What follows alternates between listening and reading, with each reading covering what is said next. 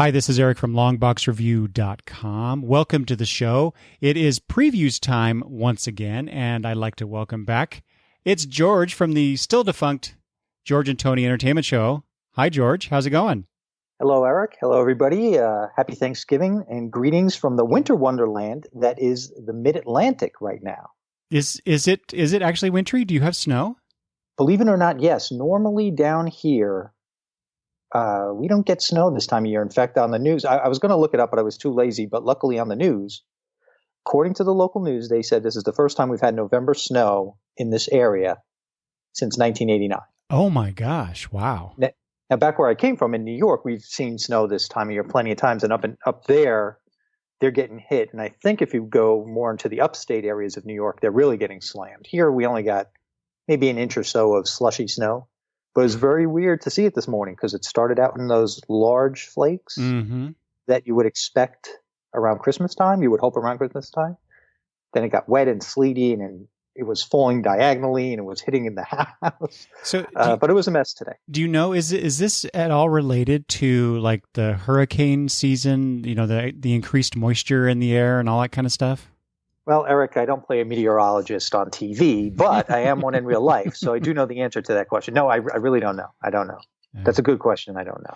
That's funny. We this last weekend, as we record this, it was threatened. Snow was threatened in our area, which is a bit early for us. But we've also had, for the last several years, we've had really dry winters. Not much precipitation at all, which is unusual because normally where I live, we tend to get quite a bit of snow in the wintertime, which I'm not going to complain about not getting the snow because I hate snow. As longtime listeners might have gleaned from my many discussions with other people about the weather in this area. Plus, I think we talked about the weather on the one episode of your show that I was on where we didn't talk about comics at all. And that might have been around the time when we had Snowmageddon here. I confused the different names. Does that sound familiar to you, Snowmageddon? Okay. Yeah. And whatever, that might have been 2016 maybe? So what was I going to say? Oh, gee, so long ago since we've had a major snowstorm. And we only had one winter in between. And I don't think last winter was very bad when it came to snow.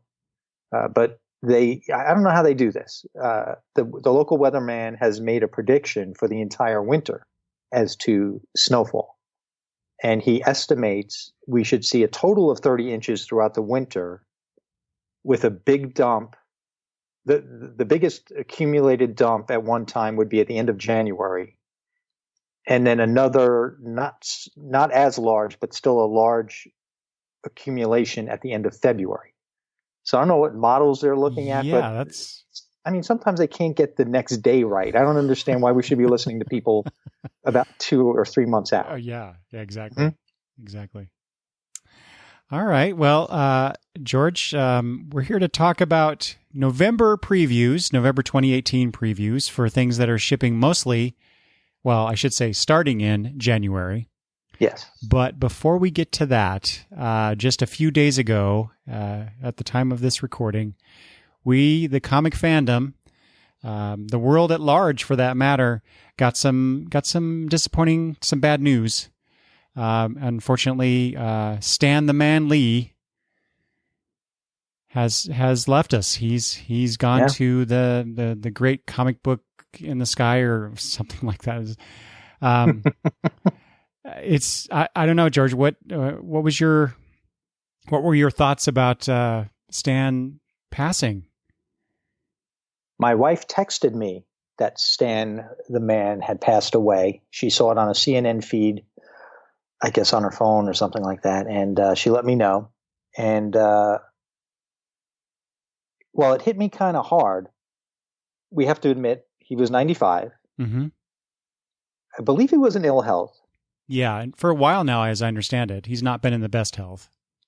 And his wife passed away, last year or the year before? I think it was last year, yeah. I've got to admit, considering his age, when his wife passed away, I was afraid that it might be one of those cases where when a spouse, especially someone you've been married to for a very long period of time, as they were, you hear those stories about the surviving spouse not lasting too long and dying in a very short time afterwards. And I was afraid that something like that was going to happen at the time. And I was very happy that it didn't, obviously. Mm-hmm. It was a surprise to hear that he passed, but it was still sad. And you're a DC guy, but I've got to ask you, Eric, did a guy like Stan Lee, forgetting what he did for the industry, but did he himself have any impact on you, especially in those formative comic book years? Well, the short answer is yes, because the very first comics that I picked up now over 40 years ago, just over 40 years ago, that started me on this crazy path, right? Decades-long journey of comic book fandom and loving comic books and now doing the podcast as I do. That started with 3 Marvel comics. Right. With featuring characters that he co-created and he shepherded for many years before he handed off the reins to other people to write these stories. So yeah, I started off reading Spider-Man comics and one of those 3 was an Avengers comic. And the impact of that, it's just, to me, it's just kind of incalculable. Because as I expanded beyond those first three comics and started reading more and more stuff, including stuff from DC, it was very clear, as many people have said and will say, that there was a difference in the tone, the style of the Marvel comics in comparison. For whatever reason, I tended to skew more DC as the years went on, but at the beginning there, Spider-Man was that big character for me. It didn't hurt that the Spider-Man TV series was on about that same time, so had a kind of a head start in that way, I guess. But it's just I don't know what else to say. Just we'll miss Stan. I know I've kind of complained over the years a little bit about his incessant cameos in the movies, but at the same time, it's while I was complaining about it, does he have to be in every movie? Well, yes, he did. He deserved that, and and despite my grumbling, I still kind of liked it. I was always expecting, as like, oh, there's Stan, yeah. So it's funny. I never knew you felt that way, because to me, I wouldn't have had it any other way. Yeah.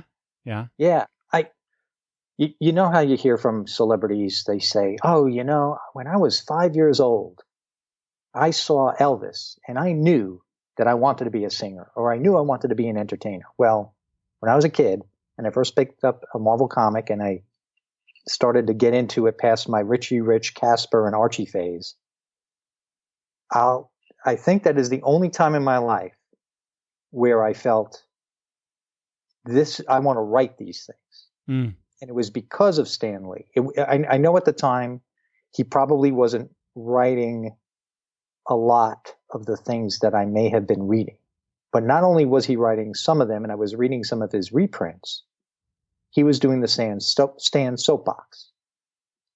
And somehow, having this real life person, who was there, he was the face of the company, and he was the face of these characters. I mean, he was like the Lucky the Leprechaun from Lucky Charms, or the Trix Rabbit from Trix Zero. He was the guy, even though all these characters themselves were their own icons. I know I'm not saying this right, but he was the representative of all of that to me as a kid. Mm-hmm. And he made a big impression on me. And I was talking to my dad about this because even when he saw it on the news, he called me. And he said, oh, I heard Stan Lee died. Now, he doesn't know much about him, but he's heard about him, and he probably knows whatever he knows about him because of me, for the most part. But he knew, even back then, that when I was reading my funny books, that I liked this guy. Mm-hmm. And when we used to sit out in the back, me and my buddies, my neighbors and my friends from school, and we'd sit there and we'd read our comics and we'd try and draw them very poorly. Some of us were good artists, some were horrendous like me. But we wrote them. And when I wrote them, I tried to copy Stan Lee's bombastic style. I tried to, in my own naive, immature way, tried to get some sort of characterization for the characters I was stealing from him to put in my own little stories or my own characters. I even learned alliteration from him. I didn't even know what it was at the time, but I loved how he could do that. And that was also the first time I saw nicknames. You know, he'd be Stan the Man Lee, Jack King Kirby, whatever other nicknames he gave everybody.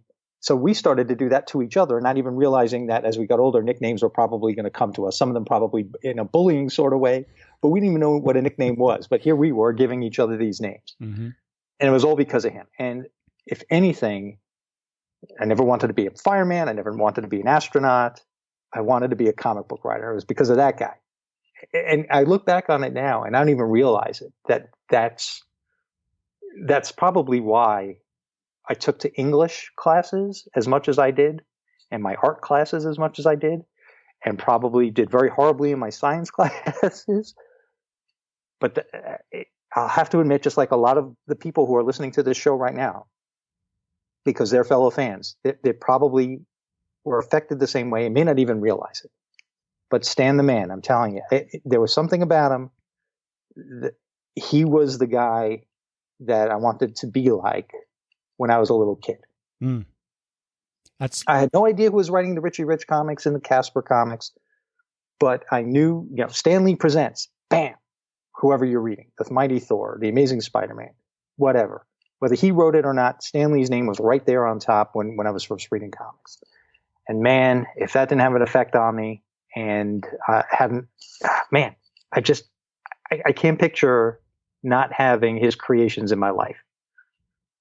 Yeah. Yeah. And, and with the movies as they've been, coming out and how popular they are, stuff on the TV show, on television, he has definitely had a huge impact on popular culture.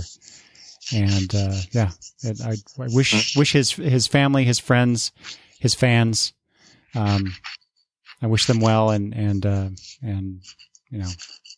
when I had this, when I was doing the show, in that time we've had many celebrity deaths.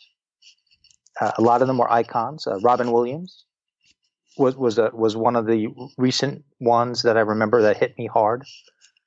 Gary Shandling, Tom Petty. I can remember when Prince died. I'm a big Prince fan. When Prince died, I really got upset. I couldn't believe how upset I got when Prince died. But there's a difference in the loss that I feel with Stan Lee. Not like he's been creating anything for decades. I mean, he's been creating a few things, but nothing that has the mainstream popularity of all the things that we all love. But there's something about his passing, and he had a full life. All the other people I just mentioned gone too soon. He had a full life. He gave us so much, and I think that he appreciated all of us geeks and nerds, how much we loved what he gave to us. And there's something that's going to be missing because he's not here anymore. Yeah. Sure, he won't have cameos, but there's going to be something missing. But he's inspired so many people that we're going to have the continuing adventures of all these great creations for, all our grandkids will be able to read all this stuff because of this guy. Well, so yeah, it's interesting you say that because Marvel Comics next year is celebrating its 80 years in publishing, right? And so Stan had a huge part of that, a huge impact in that. And it's too bad he wasn't, around for another year at least to help celebrate those 80 years. And let's face it, most if not all your listeners are fans to whatever degree. I mean, they may not know the intricacies of his history or anything like that, but they know enough about him. You and I don't need to give a biography There are probably other podcasts out there that are going to take the time to say, he was born the son of a sharecropper. He grew up in the Bronx. His brother Larry helped him at Timely Comment or whatever. Everybody knows that stuff, and if they don't, they can look it up or read about it or whatever. Here it's more, how does it affect us? And I know your listeners have a particular way that it affects them, and maybe they'll even share it with you at your longboxreview.com email. Yep, and so George and I we got the news. We wanted to just spend a few minutes talking about what Stan meant to us and the impact he had. In fact, I'm wearing my I have a Stan Lee T-shirt because I did one. Well, I did one of those cattle call VIP things at a convention one time very recently, where you get the photo, but you're lucky if you can say thanks for everything you did before they usher you out and take the picture. But I couldn't find that shirt. I mean, it's buried away somewhere. You and I have talked about how many T-shirts we have, a ton of them. So I'm wearing a Spider-Man shirt.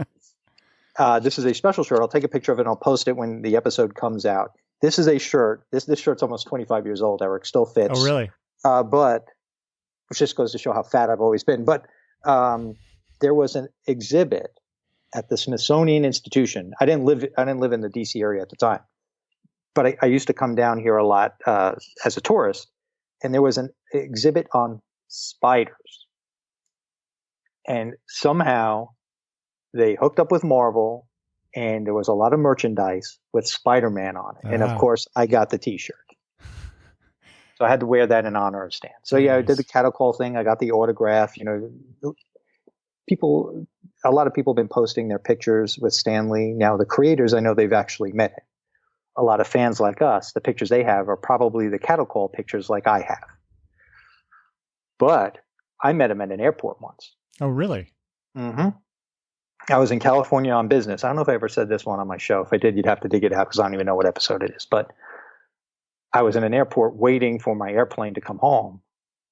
And he was walking through the airport, and he was mobbed by a ton of people. And I joined the mob, and because I had to. I figured, oh my God, that's Stan Lee. And he autographed. I had nothing. He autographed I was there for a conference, so I had my badge, my name badge. So he signed the back of my name badge. I mean, it's just a signature. It doesn't say anything or anything like. He didn't say anything or anything like that. But back then, no selfies. We didn't have phones to take selfies. I didn't take a picture. But I have that moment in that airport in California, random Stan Lee sighting, and I was one of those people. If people weren't already around him, I wouldn't have done it. But he already had a crowd, and I said, that's freaking Stan Lee. I got to do this. Very nice. Yeah. And cool. He was nice, even back then. Oh, yeah. Really. That's all I've heard is how nice he is. And you got to figure, he's 95 now, so he was 70. Because the story I just told you happened like around 92 or so. So... he wasn't a spring chicken back then either. All right. Well, like I was about to say, in honor of Stan Lee, we're gonna start with Marvel this time. Yeah, let's do that. and like I said, Marvel is going to be celebrating its 80 years of publishing, and on I'm going to skip around here a bit, George, but on page 28. Okay, let me go over there. They have an 80-year or 80th anniversary announcement here from C.B. Cebulski, editor-in-chief, and they have a bunch of these one-shots that they're doing. And George and I talked about this very briefly before we started recording, but these Crypt of Shadows, Journey into Unknown Worlds, War is Hell, and so you get a bunch of these one-shots celebrating various bits of Marvel history in, a new way. So I thought that was really neat. 80 years of Marvel Comics starting off here in 2019. Do you get the impression that they're going to do things like this throughout the year? You would think it makes a lot of sense that they would do that, but I don't know. During DC's 80-year anniversary thing, I don't remember them doing a whole lot besides a couple things. So I don't know. Who knows? Yeah, it's weird. These publishers, they don't they don't seem to do the things I think they should be doing to kind of promote themselves and their product. But yeah, I don't. I'm not a bean counter there. I know this stuff. Publishing is expensive. Yes, it is. Especially on the paper they do. It's color printing. That's obviously more expensive. So I don't know. Well, hopefully they'll do something, but who knows? Well, and in this book, this Marvel Previews, isn't it? It seems a lot thicker than normal, right? I mean, they're hitting it out with a bang to start this 80th anniversary, right? That's very. How many pages are here? Yeah, there are a lot of pages. Yeah, there are definitely more pages. 44 or something like that. Yeah. Yeah, I don't think that's normal. As opposed to DC has about 104. Yeah. Yeah. So yeah, they're just going right out. They're not fooling around. Volume, George. Pretty much, yeah. Your local comic shop is going to be all Marvel in 2019. Yeah. Well, so you're not the Marvel guy, but with so much content here, did anything catch your eye? Well, there's a lot of stuff on my list, actually. Really, full Marvel. Yeah. Well, first of all, I think we briefly talked about this last time because they teased it, but here they officially announced the Conan the Barbarian, a new #1 ongoing series. And I mostly mention it because it's Conan, even though Conan is not something I was ever into, but it's being written by Jason Aaron. So, which makes me, kind of pause at least and take notice. And art by Mahmoud Asrar. So if you've been waiting for your Conan fix, I guess, here he is. And I guess they're listing 2 issues here. And then they have a couple pages in there. They have the True Believers month, which I have to say, I really like that Marvel's doing this. They've done it for the past couple months, at least. They did it for Fantastic Four.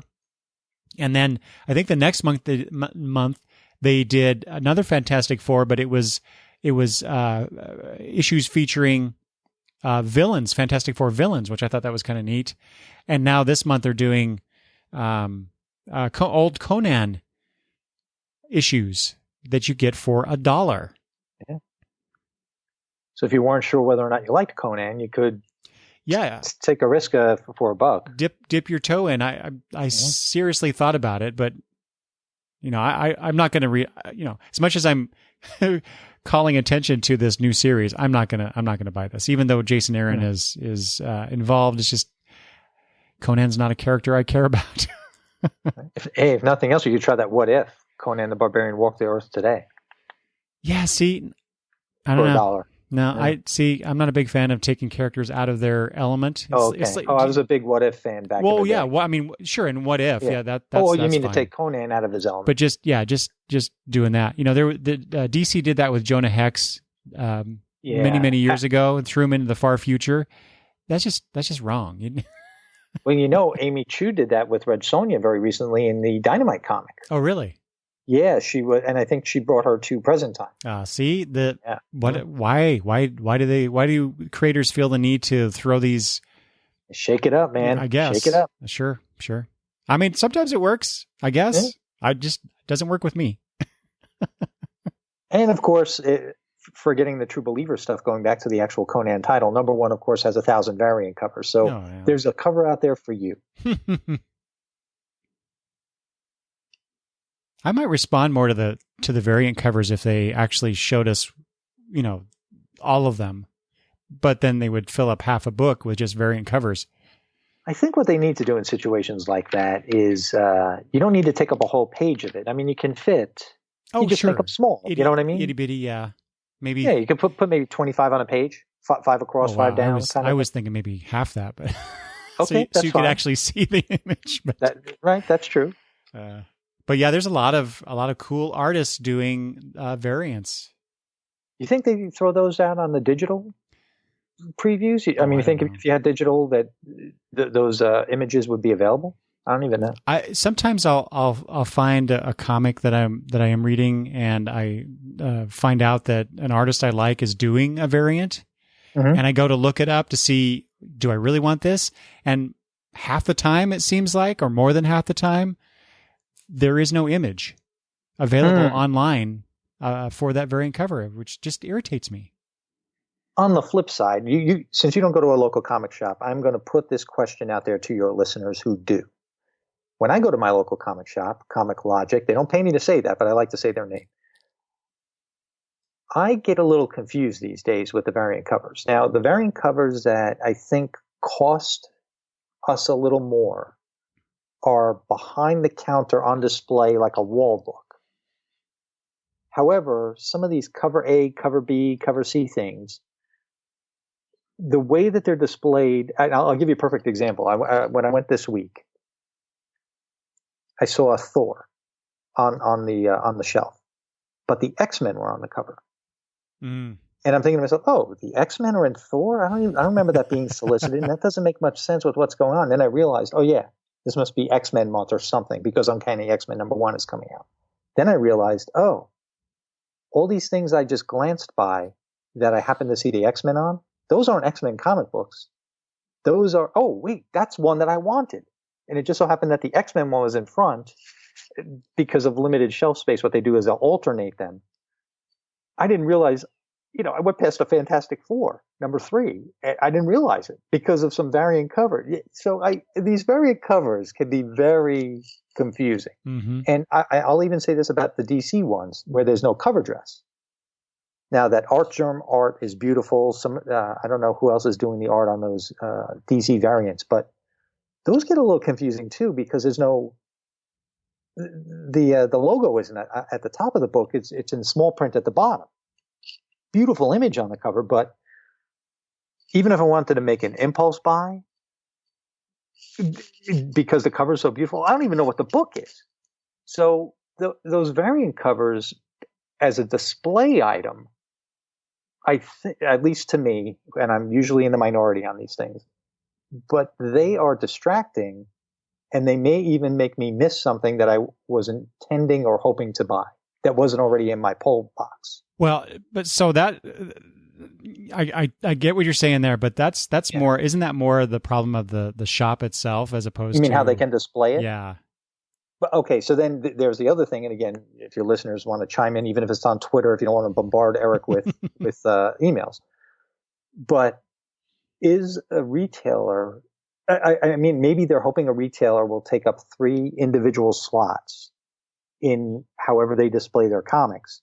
And in doing so, let's say it's Uncanny X-Men #1, and they want 5. Do they really want 5 separate slots for it, thereby taking away 4 slots to some other title, which could have been a Marvel title?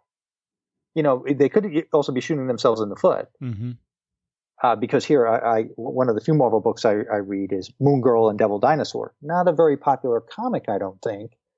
But if something's going on, like very recently, a couple of months ago, they introduced the Kingpin's daughter. Now, that might have slipped by some people. However, if that had been prominently displayed, maybe people would have picked that up because I heard that book wound up going fast because it was a speculative book. The first appearance of, I think her name is Princess Fisk. So, it's just, but I see your point. It could be something with the local comic shop and how they display, but they have limited real estate no matter what. Yeah. I'm not saying that they're wrong for doing so because, they're trying to sell product, but yeah. Well, it's a symbiotic relationship between the publisher and the comic shop owners trying to get as much of the product into our hands as they can.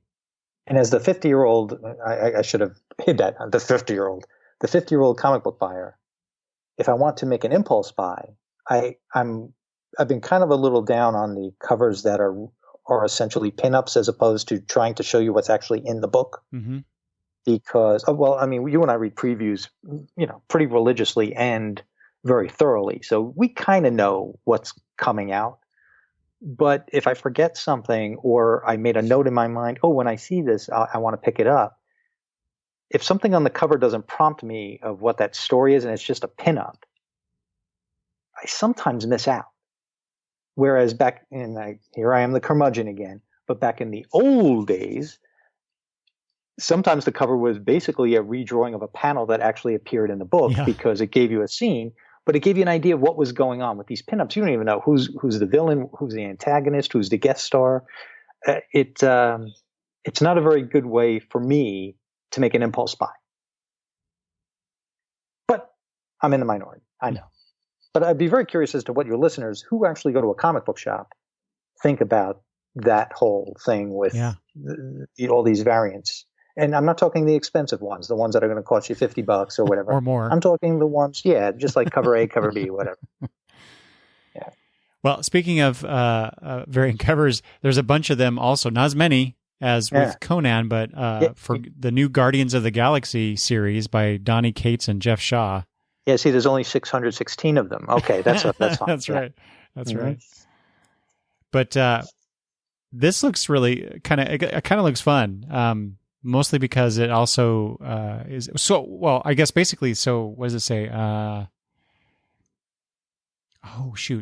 Featuring every cosmic superhero it claims. Yeah. So it's not just the movie Guardians of the Galaxy. It's the cosmic heroes of the Marvel Universe. So I mean, that's throwing intriguing. The ball in there. I mean, look at the main cover. When I saw how many characters were there, I was like, I don't care who's in it, who's missing. Yeah. That's what I wanted to know. Yeah. And it also features, the original Guardians of the Galaxy that I grew up reading. So that makes me all the more intrigued. So this is something you're going to put on your list? Well, probably in trade form eventually, but I see. Mm-hmm. Yeah. I'm transitioning more to trades these days. Mm.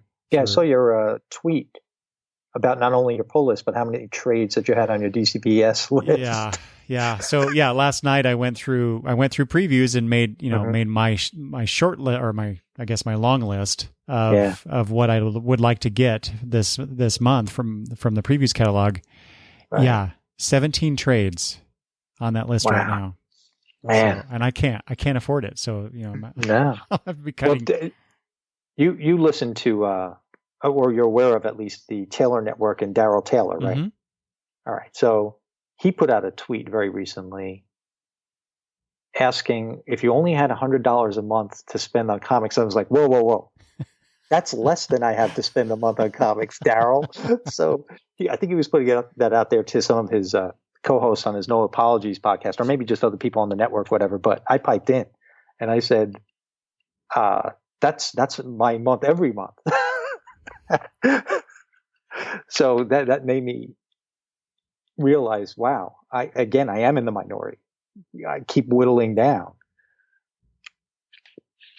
Thank God for previews. I can keep up a little bit. Yeah. Well, I don't know. It's hard to whittle down, George, with all these new number ones. Yeah, I know. But see, you read it, so I don't have to. No, just kidding. Anyway. But they have, I guess, when does that Captain Marvel movie come out? March? I believe so. Yes. Yeah. So it even said March. I 8th. Can't read that small print. 8th? Yeah. Okay. So they have a new new number one Captain Marvel comic by Kelly Thompson with Carmen Carnero, I guess, on art. And so this will come out right before the new movie. And she only got 300 variant covers. I don't understand why she got. Yeah, have you noticed all these new number ones? The variant cover list gets shorter and shorter. But boy, does that Alex Ross variant look really cool. I know. Oh my gosh.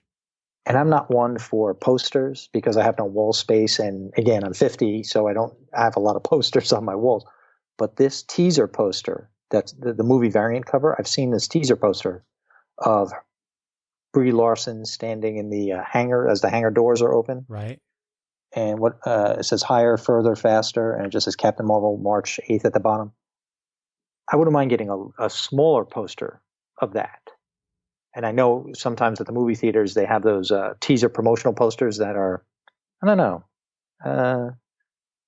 maybe about the size of, this doesn't help the listener, but maybe the size of that Batman or that Hulk thing that you have behind you there. I don't know how big those are, but it's a respectable size that if you framed it wouldn't take up much wall space. Mm-hmm.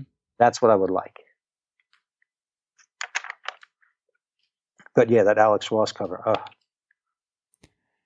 Yeah. That's beautiful. And again, being an audio medium, people can't see this, but I mean, those 4 versions of Carol Danvers' superhero identities. Just, man, what an awesome cover. Mm-hmm. And then there's, again, I'm just going to breeze through these because there's so many here. I know there are. A new Black Widow, a new take on that character. There's a new Spider-Man book, The Friendly Neighborhood Spider-Man, written by Tom Taylor. No, but that Black Widow, that's supposed to have a horror bent to it, right? Because the Soska sisters are writing it? I think that's what they are kind of going for there, yeah. Okay. Because they are the twisted twins of horror. Yes, that's what they said, right? Mm-hmm. Yeah. Yep. I'm not familiar with their work, so. I'm not a horror movie fan. I mean, I've heard of some of the movies, but I've never seen them. They're bringing back the Invaders. That makes a lot of sense, because the Invaders were a big thing back in the 70s, I think, for Marvel Comics. The artwork wasn't that great in a lot of those issues, but I loved them. Yeah. I loved them. The writing was, oh man, it was awesome. New Champions again. Oh, Chip Zdarsky writing the Invaders, by the way. Oh, is it? Oh, that's right. I was going to mention that. Thank you. Yeah. Yep. Chip Zdarsky. Carlos Magno and Butch Guice on art, it looks like. And another great Alex Ross cover. Yeah. Namor looks like he did back in the late 30s. It looks like Bill Everett. World War II era versions. Awesome. Yeah. New Champions for some reason. God, why do they do that? And it's by Jim Zub, so I think he's writing it now. Yeah, he is. I mean, why renumber? Sure why they would. Well, it's Marvel. That's right. And I guess there'll be a spike. People will buy it. Yep. And then let's see here. So there's a new Marvel Tales comic. Mm-hmm. So, George, I mentioned before the 3 comics that I got when I first started collecting comics, 40 years ago. One of those was Marvel Tales, and that was a reprint of Amazing Spider-Man 121, which was the death of Gwen Stacy. What a place to start! I know, right? I think we've said this before, but wow. So Marvel Tales kind of has a special place in my heart, and so I'm very intrigued by this because this is featuring Fantastic Four. Mm-hmm. With a great cover by Jen Bartel. Yeah, it makes me want to get this, but we'll see. But I'm mostly curious if they're going to. So this is featuring Fantastic Four. Are they going to then have future issues featuring other characters of the Marvel Universe, as opposed to just reprinting stuff? And I mean, they are just reprinting stuff in this particular issue, but are they going to do some Avengers issues, or what? I'm just really curious what their plan is for this book. I think a little further in the book there is another Marvel Tales book. Okay. I think if I recall correctly. So I think you're right that maybe this is just every month there might be 1 or 2 of them with different character reprints, and throughout the year, we'll just see that going for their 80th anniversary. Mm-hmm. Yeah. I guess they're redoing Daredevil, because this happens every once in a while. There's some long run, a couple of years at least, by a particular writer or writer-artist team. And so Charles Soule is no longer on Daredevil, so they're going to redo it with this Man Without Fear miniseries, which I will promptly skip and then see what happens with the main book when it comes out. Did you see the tweets today about Daredevil? I did not. Well, today is November. What is today? November 15th? 16th? 15th. The Ides of November. How could I forget? It looks like Chip Zdarsky will be picking up Daredevil in February or March of next year. Oh, well, then I will be trying it out. Mm-hmm. Yeah. To be solicited in a future Marvel preview. That's right. We'll talk about it some other time. Yeah. Let's see. What else do we have here? Well, Age of X-Men Alpha #1 for anybody who wants to get in the convoluted X-Men Age of Apocalypse history or whatever this is. I don't know. Well, that's a one-shot. That's interesting.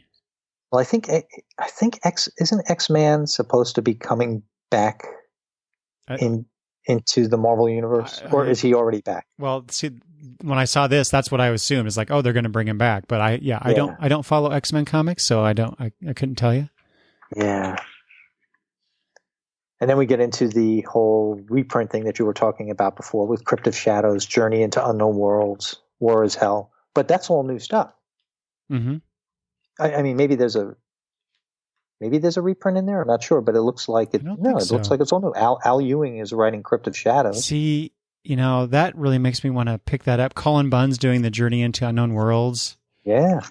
Yeah, those two right there, I might have to get, or I wait because they'll collect, because these are all three of these are 32 pages, 36. That's a $10 trade right there if they put them all together.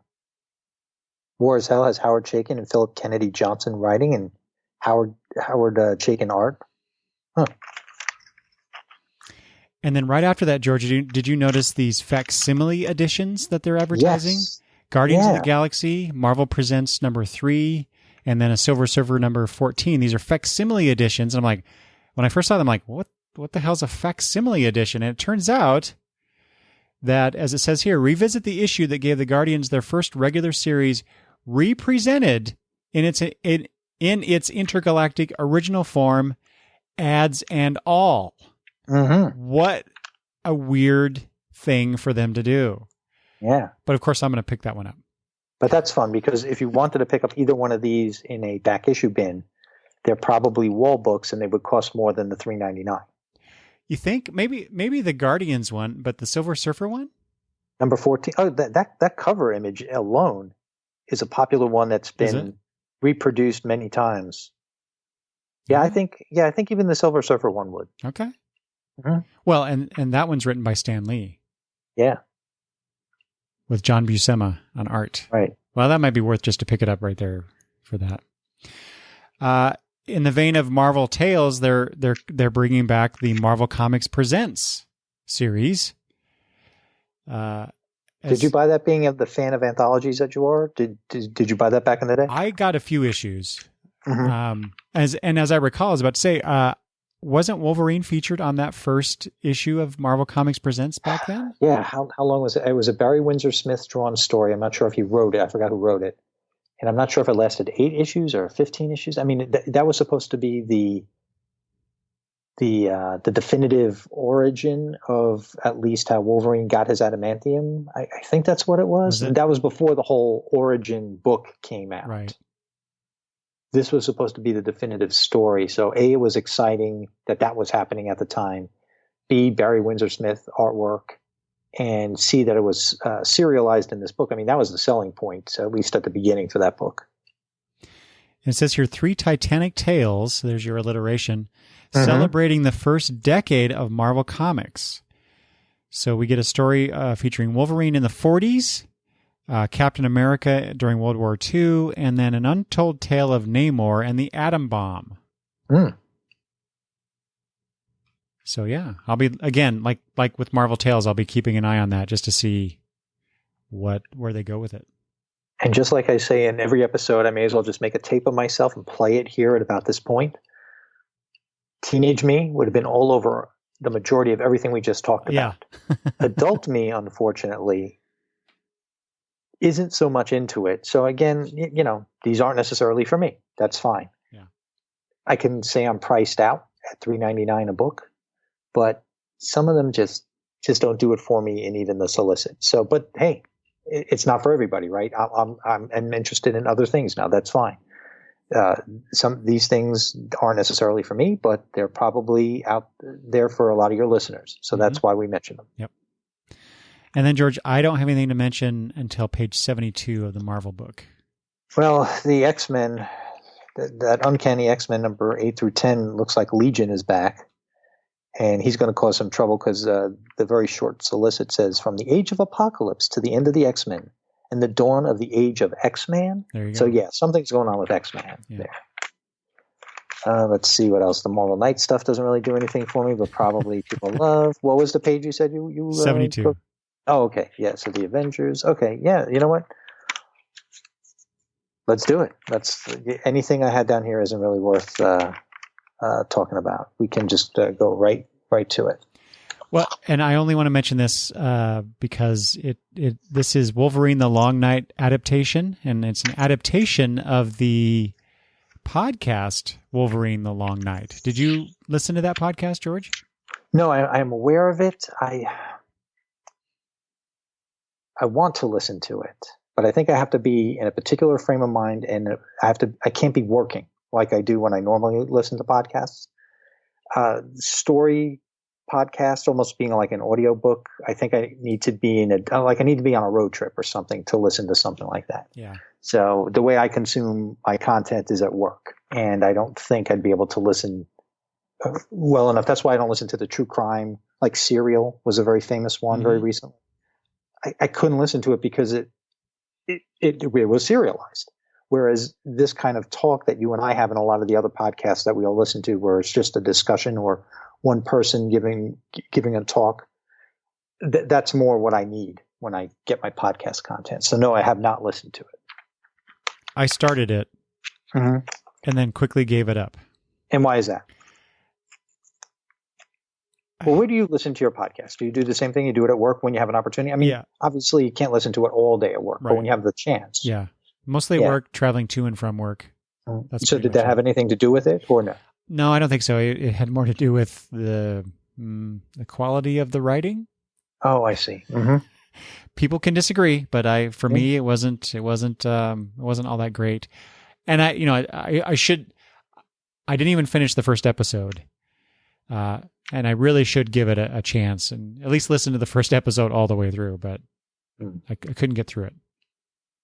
Hey, just wanted to tell you, I was right. On page 54, there is another Marvel Tales that's featuring Venom. So they must be doing that throughout the whole year. Oh, I missed that. 54, you said? Yes. So they're probably just going to put the Marvel Tales moniker at the top and then have a colon and have a character and put some reprints in about that character. See, as I flip through, there are certain characters that I just overlook. Yeah. And Venom is one of them. Yeah, he's not one of my favorites either, but I just happen to notice it because when it comes to previews, I read the whole thing. Although it's co-written by Peter David, so anyway. Yeah.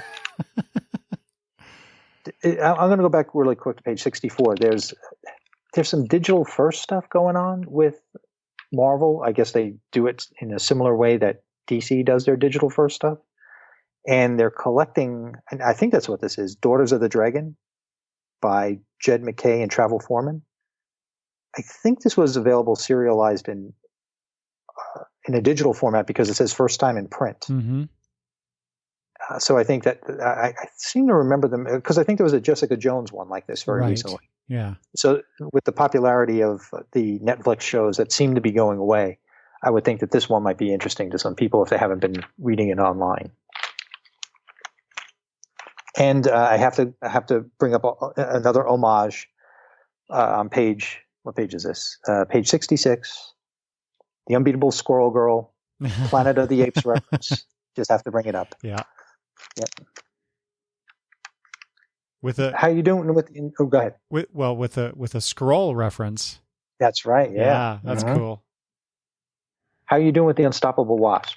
I see it's listed on page 67. Yeah, I just read the first issue. Oh yeah. So how is it? It's great. Just picked up right where I left off. It's like we didn't even have that break. So I'm very pleased with this. Jeremy Whitley is now on my radar in terms of if Mr. Whitley's writing anything, I'll be paying attention to it, if not buying it. Cool. You didn't happen to notice on page 76 the Uncanny X-Men 3D #1, did you? I did. Not like I'm going to get it or anything, although it's kind of interesting. But that is one of my favorite stories. I do remember this story. Oh, really? Okay. Yeah. And this was a good story. And $7.99. You know what? I'll just dig it out of the back issue box that I have. Yeah, $7.99. Wow. Yeah. For the 3D aspect, I guess, right? Yeah. I mean, what? Why? You know what? I don't know. What does this serve, and why that issue? Well, it was a good one and done. It's got characters that are in the movies. It has Jim Lee art. It was written by Chris Claremont. Sure. And it is their 80th anniversary. Maybe that's the 3D aspect of it. I guess. I don't know. And they talk about something about Wolverine's hidden past with Captain America and Black Widow. So, I guess the historical aspect, but 3D? I don't know. Comics and gimmicks, they go hand in hand. And you want to talk about gimmicks and glutting the market, this thing with Star Wars that they're doing on page 182, this Star Wars Age of Republic, all these one-shots they're doing in the first quarter of the year. I mean, even if I was reading this stuff, this is just too much. There are going to be some people that are going to love this stuff. Qui-Gon, Darth Maul, Obi-Wan, Jango Fett. My God, just keeps going. Do you read any of the Star Wars stuff? No, right? No. Yeah, I don't either. No. They also have a Shadow of Vader thing going through. Well, I guess it's a miniseries. I'm sorry. Oh, they have issue 2 before issue 1. little layout error there, but that's for issue number 2. That's a great cover by Greg Smallwood. Yeah, I love that cover. Evocative. Darth Vader, his reflection in the table. Yeah. It's kind of evocative of the first time. Well, not the first time, but when we see him, and I'm trying to think of the first movie. Well, it's more like on Bespin, where he set the table and he kind of set the trap, and Empire Strikes Back. Yes, exactly. Oh, it's Empire. Okay. Yeah. Thank you. See, I the Star Wars movies, or Star Wars to me is kind of like the Harry Potter movies. They're kind of in the same vein to me. I enjoyed them, but I'm not into them. I see. Yeah. Whereas, I could quote tons of dialogue from the Star Trek movies. Star Wars is not like that for me. Knowing that you bought the Spider Girls book, right, with this whole Spider-Geddon thing, didn't you say that Anya Corazon is one of your favorite? Yes. Is that what you said? Yeah. Because she's prominently displayed on this on page 93, Marvel Superhero Adventures Spider-Man Across the Spider-Verse. And I see she's there with Spider-Gwen and Miles Morales. Yeah. Good way to introduce characters like that to kids.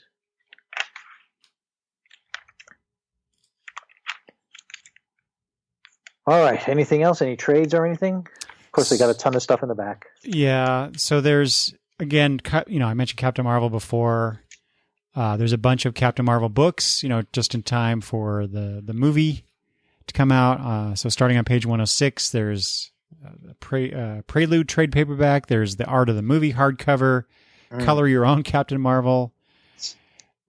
And interestingly enough, they decided to put out a Monica Rambeau trade featuring that Captain Marvel. So I thought that was nice of them. They didn't, they could just focus on Carol, but Captain Marvel has a longer history with different people in that role. So I'm glad that they decided to put something out by featuring that character.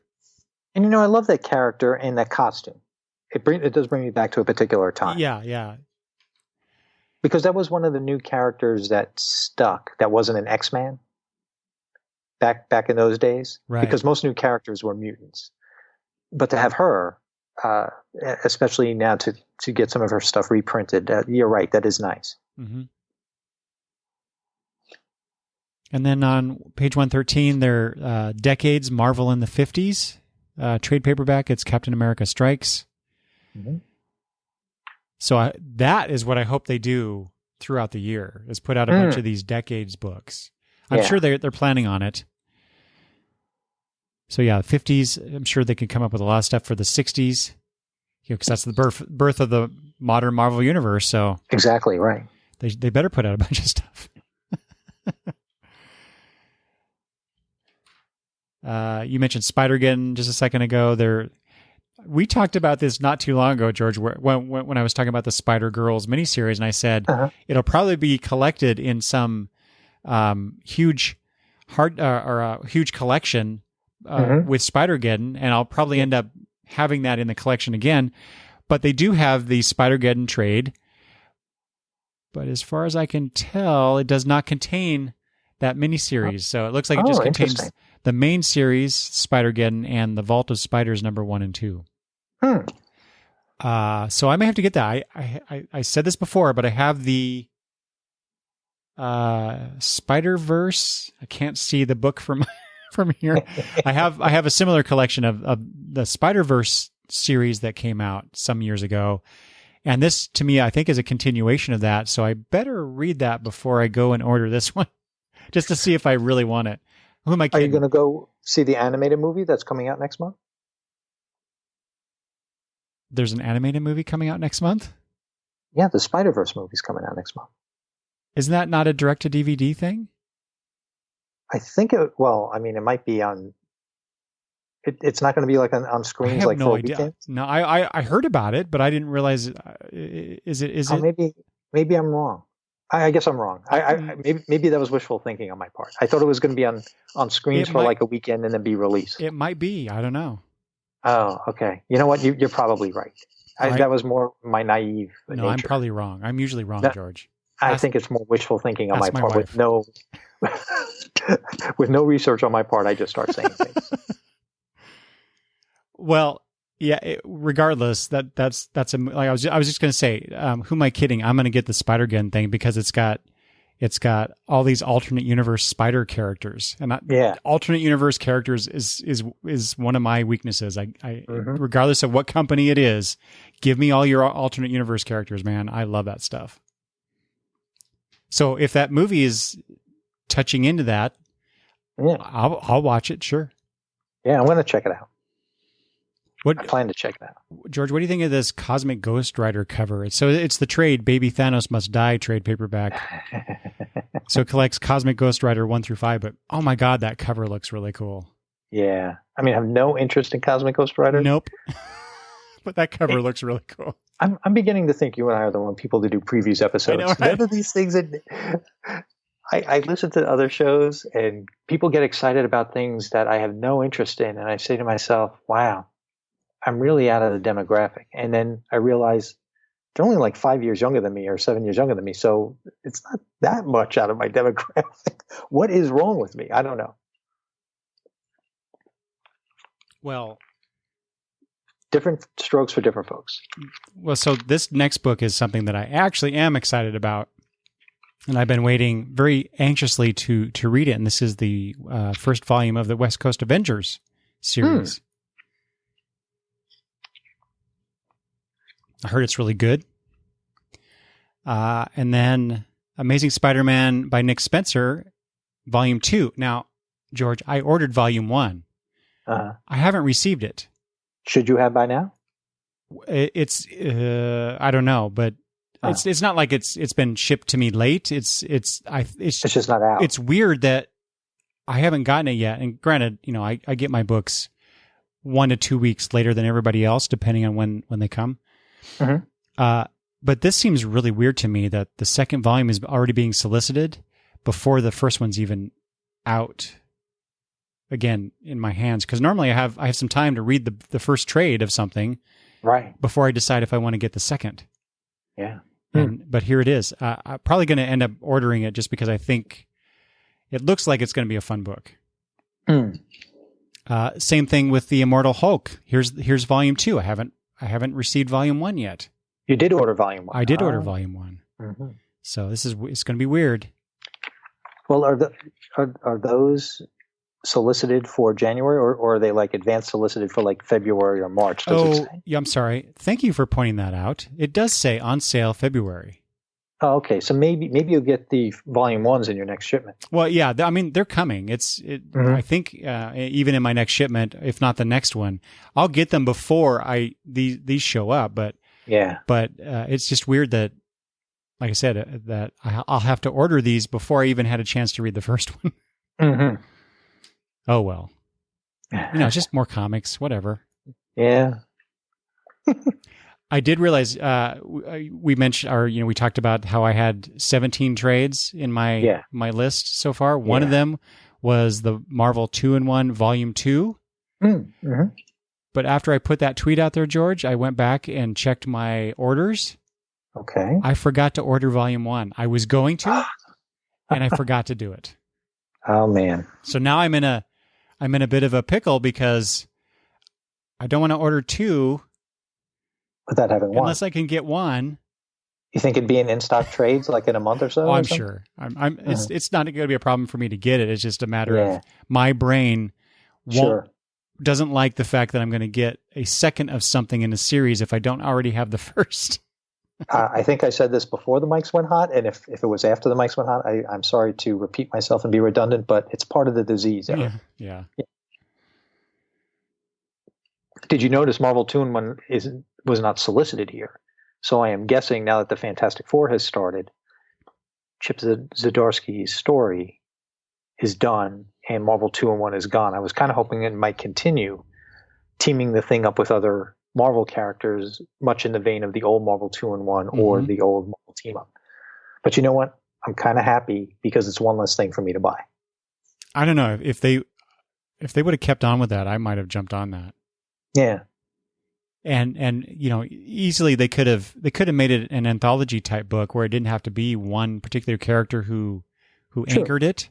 Mm-hmm. And if they would have had some sort of rotating cast, kind of like DC did with Brave and the Bold some years ago, where, because Brave and the Bold used to be Batman and then when they brought it back in the late 2000s, I think it was early 2010s, I mean, they did that. They started with Batman and then somebody else, but then as the story progressed, it became different characters that were teaming up. And I really love that concept. That was a really cool idea.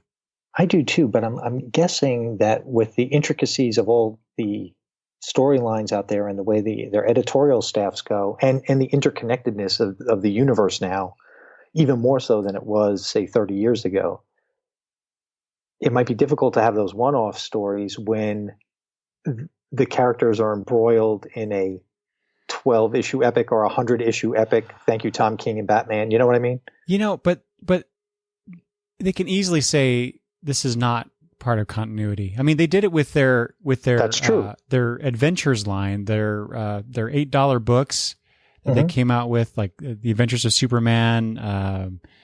What was the Wonder Woman one? What's the? Oh gosh. The name is escaping me. It starts with an S. I don't know. Oh my gosh. Anyway, but they did that. They had a Batman one. Showcase? No, it wasn't Showcase. Okay. Oh man, this is going to bug me now. Anyway, but they were not part of them. They're those characters' main books. They were just out of continuity, or maybe not out of continuity, but not in the main storyline tales. But see, while we as readers can handle that, I don't think the powers that be think we're smart enough to handle that. No, they're wrong. They are very. But I am of the mindset that's why team up books don't exist now, because everybody now it's not even special when somebody guest stars in a book. Remember, they'd be splashed on the page guest starring Spider-Man. Well, now it doesn't matter. Spider-Man shows up in a book, it's just a given. So I'm thinking that mindset of how the characters interact on an editorial level prevents them from creating these team up books that there are stories on the side that really don't necessarily matter in what's going on in their main title. Yes. Yeah, I know. I don't agree with that thinking, if that's true. Oh well. See, that's the difference. If I ran the company, I'd probably go out of business because I'd print all this stuff that nobody wants to buy. I think that's the problem. I think people would want to buy it and they're not making it. Do you have anything else for Marvel? No. I tried to behave this month. I mean, not only for the pocketbook. I mean, obviously, I talk about things I have no intention of buying, but I'm trying to keep it down to 6 hours this time, Eric. I'm trying. Right. Mm-hmm. Okay, so let's. Shall we move to DC? Yeah, let's do it. So right off the bat. Okay, yeah. Please, I don't even understand how this is happening. But go ahead. I don't either. And I guess I don't really care. So, but this was announced a bit ago, and Travis and I talked about it on the news episode. But this is Brian Michael Bendis's imprint, Wonder Comics, and so you get the first issues of Young Justice, something called Naomi, as well. So yeah, this is going to be interesting because Young Justice features the Con-El Superboy, Wonder Girl, Robin, who looks a bit younger here than I think we've seen him before. Impulse. Impulse is back. I think he might even be he's been introduced in the Flash line already. And that's what I heard. And Amethyst, which I think will please Peter Rios quite a bit because he's a big Amethyst fan. Along with new characters, Ginny Hex, since I mentioned Jonah Hex earlier, Ginny Hex, and Teen Lantern. George, I want to buy this just to see what Teen Lantern is all about. All right, Eric, you're the DC guy, so I've got to ask you this. This is something that has always confused me. When Flashpoint ended and they started the New 52, if I recall correctly, there was one issue out that week, and it was the end of the Flashpoint miniseries. And the way it ended, spoiler to anybody who hasn't read Flashpoint, turn down your thing, whatever your device is. It seemed like the Flashpoint problem was resolved. The Flash was talking to Batman in the Batcave and gave him a letter from Thomas Wayne. Then the story ended, whatever the lesson to be learned was, and then all of a sudden the New 52 started. That led me to believe that unlike Crisis on Infinite Earths, where everything kind of merged, that world, what we call the post-crisis world that had been going on for 30 years, still existed, but now we were in this New 52 world. That's what it led me to believe, because there was it seemed like the whole Flashpoint thing didn't cause the New 52. It just gave us a reason to stop paying attention to the post-crisis world. And now all of a sudden we were in the New 52.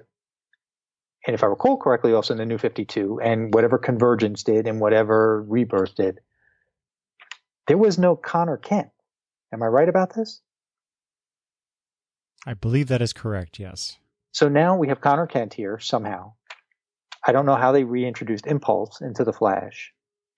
And then whoever all these new characters are or whatever. But I am confused, man. So are we supposed to think that this is Young Justice reforming in later life, almost like there used to be the Teen Titans and then they became the Titans because they were older? Is that what you think we're getting here? Like, what do you think out of this? I have no idea what the heck this is. I don't get it. Yeah. Because if it is, I don't know. I'm intrigued by these same questions that you have. What the heck this is? How does it work with the continuity they have currently without either ignoring it or breaking it entirely? Right. So, yeah, I don't know. And you've even said you don't really care about continuity. I don't. Just tell me a good story. But these stories are going to intertwine with whatever other narratives are going on in the DC universe. So it's got to make sense in some way. Yeah. Unless it's some other world, but which we know it's not going to be. And is this Wonder Girl going to be, is Cassandra Sandmark? That's her name, right? Cassie, yeah. Is she in this world? It sure. Was right she in now? the New 52? Yeah. Have we been introduced? Oh, okay. Yeah, she's been in it as Wonder Girl since the beginning. But in this new Rebirth world? Oh yeah, that's hard to say. I don't know. Yeah, Rebirth is a little different, so I have no idea. Kind of strange. I'm all I've been reading DC Comics now for 40 years, and I'm still confused about what is going on in that universe. But they're going to have the Wonder Twins. They're going to have Ballet Hero. All kind of interesting. Yes, exactly. All that kind of stuff. Bendis Wonder is Twins, written by Mark Russell. Yeah, and he's. I mean, with this line, Bendis is basically tugging on all of us old timers' hearts with a lot of these characters. He says we want to make comics that celebrate wonder, the wonder of life, love, and comics. All right. Cool. So you're in. You're in for Young Justice and maybe Naomi? Well, so with Young Justice, I know that. Did you read the original series? No, I did not. Okay. I totally missed that. Although I did some years ago. They put out again their DC Comics Presents line with the $8 books where they were reprinting certain runs or miniseries or whatever. They put out a few volumes of the Young Justice book, and I thought, well, all I ever hear about from people online or whatever, how much they love Young Justice. Mm-hmm. I never read it, so I picked him up, and I have to say I didn't care for him. Well, you know what? And back in the day, and I'm talking Stan Lee's day, okay, comics weren't necessarily made to be ongoing, where their characters would mature and their readers would mature.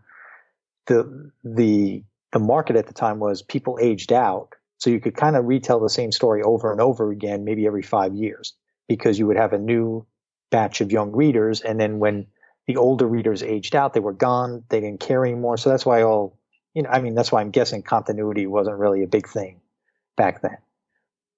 Back when things like Young Justice came out, I wasn't really that interested because I was reading other types of books at the time. Had I been a teenager, I could see how Young Justice would have been something I would have been picking up and probably enjoying. Nothing. I mean, it was Peter David, right? At the time, didn't Peter David write Young Justice? I honestly don't remember. Okay, well, whoever wrote it, I mean, it wasn't a writer that was a slouch. This was a writer that people were paying attention to, whether they were 15 or 35 at the time. But I don't think I connected. We always hear about people not connecting with characters because they don't see themselves in that character or whatever. I don't think I connected with Young Justice, so it just went by me. It was exactly. It was like a next generation of Teen Titans to me, and I kept up with the Titans. I didn't do anything with Young Justice. Same thing with the Runaways. I think I missed the boat on the Runaways, but I don't think I would have had I been 18 at the time when it came out. And a lot of people who appreciate books like that are probably 10 to 15 years younger than me because it's all an age thing. So I missed out on Young Justice also. Bought a few issues here and there, but didn't really do anything for me to keep picking it up. Well, but it's interesting because while the Young Justice characters, individually I like them, but I didn't care for their comic, their title, for the stuff that I did read. I got to know those characters in other titles over the years. Mm-hmm. So, I could go either way in terms of these characters coming back together, but this is Patrick Gleason on art. Mm-hmm. And to me, in this case, he's a bigger draw for me than even Bendis doing the stories for these characters. Mm-hmm. Just like Mark Russell for me for the Wonder Twins, although exactly. they're the Wonder Twins, for God's sake. Come on. No. But Mark Russell, I enjoy his work. And this Naomi book, David F. Walker is co-writing with Bendis. Actually, I like David F. Walker also. Yeah. Mm-hmm. So I this one really intrigues me because this is this doesn't appear to be. I don't think she's like a superpowered character. It does say, okay, so it says, Naomi begins a quest to uncover the last time a superpowered person visited her home and how that might tie into her own origins and adoption. Oh, so she probably is a superpowered character. Yeah. But, it says, follow her journey on a quest that will take her to the heart of the DC universe and unfold a universe of ideas and stories that have never been seen before. Ooh. You want to know something? This is horrible. When I saw Naomi in there, and of course being put into the same grouping as Wonder Twins, Young Justice, Dial H for Hero, all these old concepts coming back and being updated, and you see Naomi and it's brand new. I'm sorry, man, but was it last month, Sasquatch Detective? That was the... I started to get a Sasquatch Detective. I don't know why. It has nothing to do with it, but I don't know why I thought of that. Makes no sense. Mm-hmm. Anyway, those two books do intrigue me for various reasons, mostly to do with the creators as opposed to the characters. And I know a lot of your listeners are probably going to take a jump at it, even just to test the waters and see if they like it. Mm-hmm. Yeah. The next book on the next page here, The Other History of the DC Universe, that is one. Black Label, DC Black Label. Yeah, that's a book I will be getting, but I'll be waiting for the trade on this. But I really want to read this book. Cool. What about it interests you? Just the. It talks about how I'm trying to find the. Oh yeah, here it is. Sorry. Reframes iconic moments of DC history and charts a previously unexplored socio-political thread as seen through the prism of DC superheroes who come from traditionally disenfranchised groups. And so the cover here is, of course, for the first issue is featuring Black Lightning. Mm. And we get other characters as well, the Duncans, Katana, Renee Montoya. So that's a particular kind of story that I'm very interested in reading. And you see who writes it, right? John Ridley. John Ridley, yeah. Academy Award-winning screenwriter of 12 Years a Slave. Mm-hmm. Mm-hmm. Yeah. Very interesting. I think it'll be, very interesting book. So. Well, when I saw the title, I didn't see Black Lightning yet. I didn't see what it was about. I saw a title that said The Other History of the DC Universe, and I said, Eric's ordering this. He doesn't have to read this solicit. Eric is getting it. Yeah, Travis and I talked about this in the news episode, but that $8 price tag for each issue, though. I'll admit I'm not getting this. So. Yeah, that's the only reason I'm going to wait for the trade. And I can't wait to hear if you dedicate an episode to this in the future in 2019. Yeah. What about Mysteries of Love in Space? Mysteries of Preparing Love for Valentine's. Valentine's Day, page 5. I just complained about a $7 or an $8 book. This is a $10 one shot. Oh yeah, look at that! Oh my goodness. It's 80 pages though, prestige format. I always get their holiday themed books. I love them. So that looks like fun. Mm-hmm. A Lois Superman Darkseid love triangle? I don't know. Oh my God. On the cover? Yeah, that's funny. And is that the Black Mercy that she's holding? The flowers there? You know what? I didn't think so, but maybe. They look like simple roses to me, but could be. Yeah. Anyway. All right, what else you got going on here in DC? The Superman 100-page Super Spectacular, written by Marv Wolfman. Ooh. Presenting a previously unpublished tale of Superman that Wolfman says is the best Superman story he's written. So for $9.99, you get 96 pages. See, okay, I'm going to complain now. $10 for an 80-page holiday special. Wait, let me give you the virtual curmudgeon hat. Go ahead. And then a $10 96-page Super Spectacular. I guess maybe that's why they call it a Super Spectacular. Come on. 16 fewer pages and I'm paying the same price? They're hoping you don't do math. That really irritates me. They should do a special. You buy both, you get a certain discount on one of the books. I don't know. Right. All right. I got nothing until page 51, George. Oh, okay. So let's see. What do I have here? Doomsday Clock. Wait, what number Doomsday Clock was coming out? Number 9. 9, yeah. So I guess it will end at around Christmas time, 2019. I was just going to say. That is so bad. Okay, let's see. What was the page that you want? 51. All right, so I wouldn't be doing my job. This is why the people come here. An hour and a half in, 2 hours into the show, another cover homage on page 37. Old Lady Harley, number 3. Batman from Batman number 497 when Bane breaks the bat. Oh yes, there we go. Yes, yep. Let's see. Heroes in Crisis, numbers 4 through 5. Oh yeah, so I guess this is something we should bring up. The reason some of the titles here that normally come out monthly, you see 2. Like here, you see Heroes in Crisis number 4 and 5. Some of the bi-weekly books. 3 of them came out in January. The reason for that was, if you recall, the previous month, some books didn't make it because of the Christmas week. Right. So I think Flash, maybe even Wonder Woman was one of them, where only one issue was coming out in December, but they normally ship bi-weekly. So the makeup is probably that first week of January. And that's why you see 3 issues of some of those titles, and in this case, 2 issues of Heroes in Crisis. And the reason for that is because they did the Christmas week. Yeah, it's going to be an expensive month for me. And in fact, the same thing happened with Scooby-Doo Team-Up. Something as simple as Scooby-Doo Team-Up. One issue has, I think I passed your page. I'm sorry. I'm on page 56. Right. We'll go back to 50.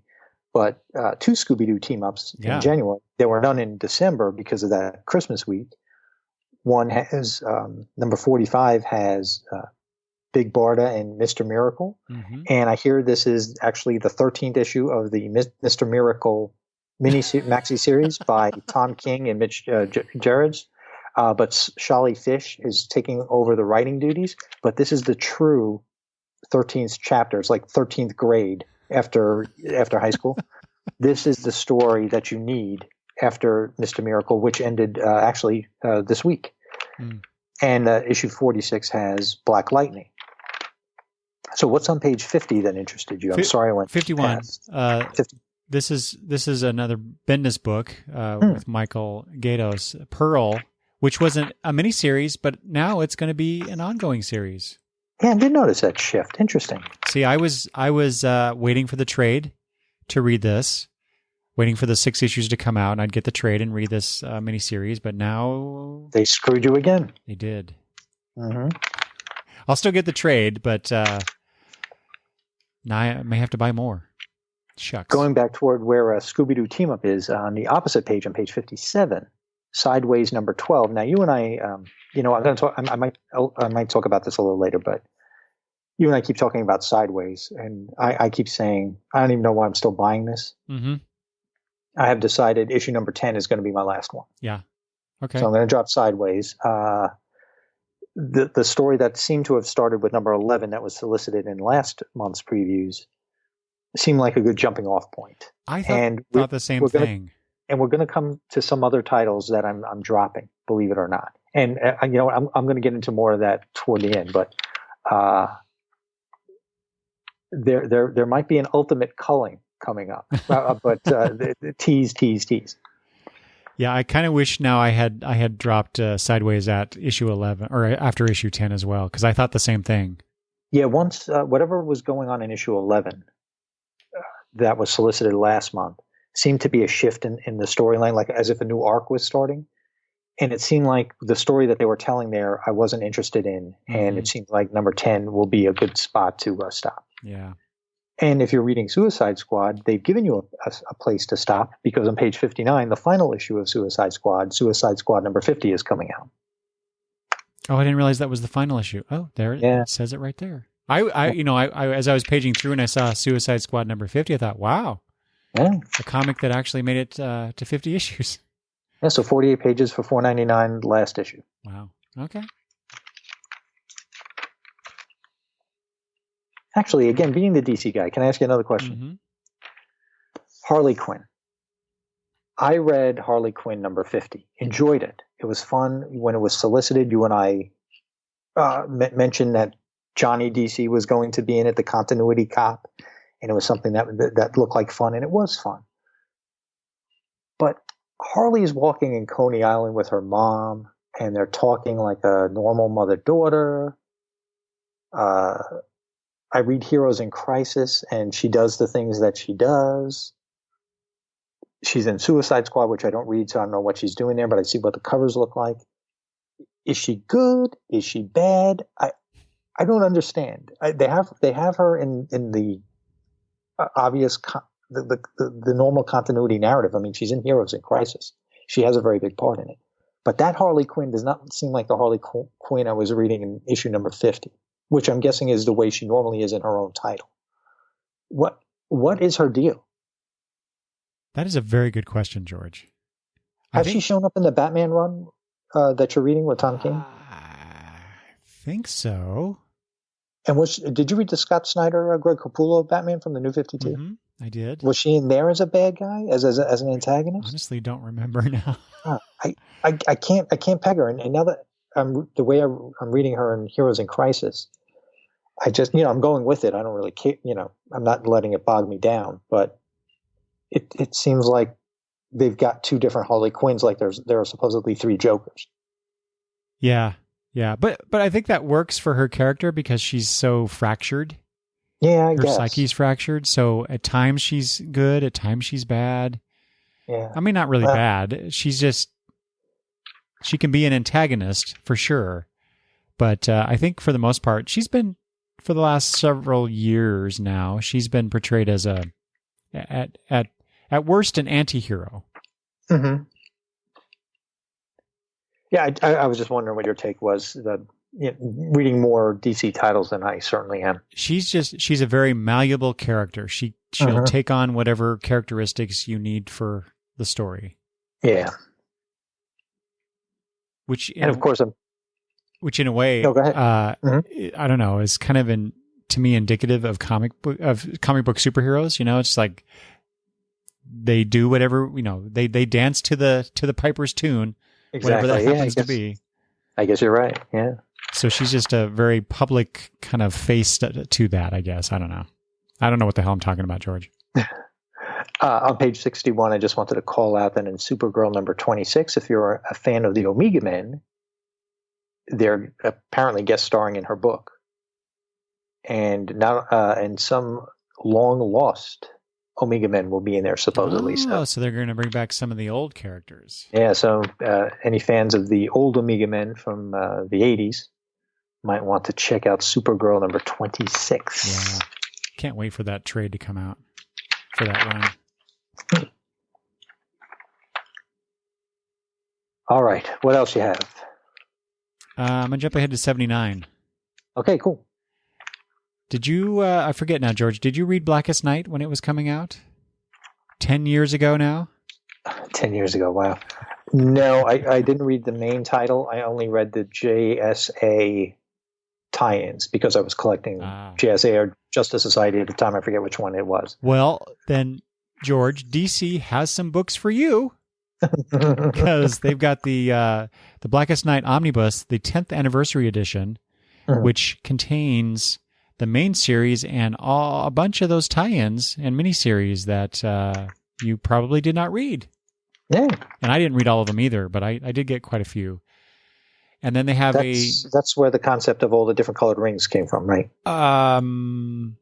Was that where, I don't know if that's where it was introduced or where it culminated in. Oh, I see. Mm-hmm. I don't remember now, but yeah, I mean, that was the big crossover event that started in the Green Lantern books, written by Jeff Johns. Great stories. I love that. It's probably my favorite DC event of all time. Oh, yeah. Now, I'll tell you what I did get, though. I did get, what was the one that followed it? Was it Brightest Day? Brightest Day. Mm-hmm. I did buy that. Oh, that had so much potential. It did, and it didn't stick to landing. No, whatever happened at the end, they didn't do anything. It was like they introduced some of these concepts, these new directions, and then they decided as a company to go in a totally different direction. Right. One of the ones that comes to mind is the Hawkman, Hawkgirl. Yeah. Something happened with them where they became, I don't know, ghost-like or something like, or one of them became ghost-like that. And you're right, that whole concept was gone. Yeah. Well, I think shortly after Brightest Day ended, that's when they did the New 52. I might be wrong about that, but you're probably right. That's what my addled brain is saying. But I was enjoying the journey reading it because also the artwork was great if I remember correctly. But so I was enjoying the journey, but the destination disappointed me. Yeah, I think, like I said, I think they kind of gave up at the end. It's like, well, we'll just put out whatever we got here and call it good, and then we'll do the next thing. But it's funny to say that because Justice Society, like I said, I was reading Justice Society. When the New 52 started, one of the things that was going on in Justice Society as it was ended was Alan Scott had broken his back. And by sheer willpower, he healed himself, but he always had to be focusing on healing himself. So he it's almost like he created a whole other planet, and all these beings from other dimensions were inhabiting this other world that he created. And I wonder if when they did that, did they know, when the concept was created for that storyline, whatever was going on there, did they already know everything is ending? Or did they start it with some sort of endgame in sight, and very early on, after they started it, they found out, oh, everything's going to change. And so I wonder, was it we're going out gonzo, or we have this great story that's going to take 5 years to tell, but we only have 5 months to tell it? Those are the kind of things I wonder in when it comes to these decisions. See, and my guess would be the latter. What did I say last? That they had this idea for a new story and got into it, and then they just changed everything. So yeah, man. So were you reading that at the time or no? Do you remember that story? Yeah. I dropped the book right before that storyline started.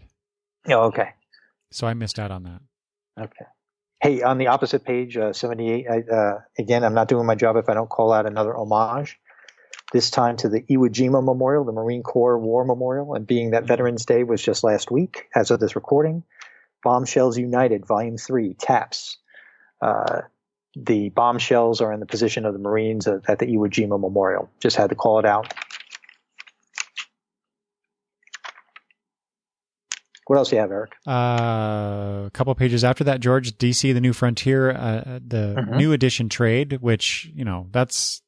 did you read that? Actually, I've never read it. Nope. George, you got to get this trade. I know. I know it's one of those things that's evergreen, and you can read it whenever you want. And I keep putting it off, and I keep putting it off, and I haven't read it. And then a couple pages after that is the DC Universe, the Bronze Age Omnibus by Jack Kirby, featuring that great Demon cover. But more importantly, this is, even though it's $150, George, and I'm not the greatest Jack Kirby fan, it's got all this stuff in here that I've never read. It's got all the Demon issues that he did. The Sandman series that I kind of fell in love with because they did those Kirby specials some months ago. And I got the Sandman one. I kind of fell in love with that character. It's got the OMAC series, a bunch of other things. I'm really, really tempted to get this, but man, that price tag is just too much. I bought there was a time when I would go to heritage auctions and things like that, and I would just check things out. That's where I got some of the original comic art that I have. And sometimes they would have these lots of comics in the end, the bidding was so low. I said, you know what, let me bid on this. And I won a few. And one of them included that Sandman #1. And I read it. I had no idea it even existed. And I read it and I was like, wow, this is interesting. Yeah. And then, you realize, you think you know everything there is to know, but there is so much out there that's been published. And you think you know it all, and then you discover something. And something like that was done by Jack Kirby, you'd think a guy like me, I would have known about it. I had no idea. and I loved it. It was crazy enough just to catch my, That's why I want to trade now of just the Sandman stuff. So I can at least get some of these things. And there weren't that many. Yeah, I don't think there were that many. There were just 6 issues. Is that what it was? 6? At least that's what's listed here in the omnibus. So. Oh, all 6 are in there? Yeah. Oh. Nice. What else you have? Anything? Shazam! The Monster Society of Evil. This is on page 87. This is the book. It's a new edition trade, but this is by Jeff Smith. I've always wanted to read this, so I'll get a chance to now. I'm definitely ordering that. And then finally, on page 92, George, did you ever read Warren Ellis's Transmetropolitan? I never did. Sorry, am I not welcome back anymore? Bad George. Bad George. Boy, such an amazing series. I highly recommend that as well. So they're reissuing the trades, starting with the first book. It's so good, so good. And on the opposite page, on page 93, a couple of months ago, they had collected all of the Alex Ross stories that he did of the individual DZ characters, and in the same month, they were also releasing just the Shazam one, even though it was included in that big book. And one of your listeners, and I forget who it was, appreciated that we brought it to their attention. Well, I am bringing it to their attention and everybody else's. That Wonder Woman Spirit of Truth hardcover is coming out again, $17.99, 72 pages, written by Alex Ross and Paul Dini, with art and cover by Alex Ross. Mm-hmm. And that cover of Wonder Woman, we've seen that image of her plenty of times. That's a really good story, too. Mm-hmm.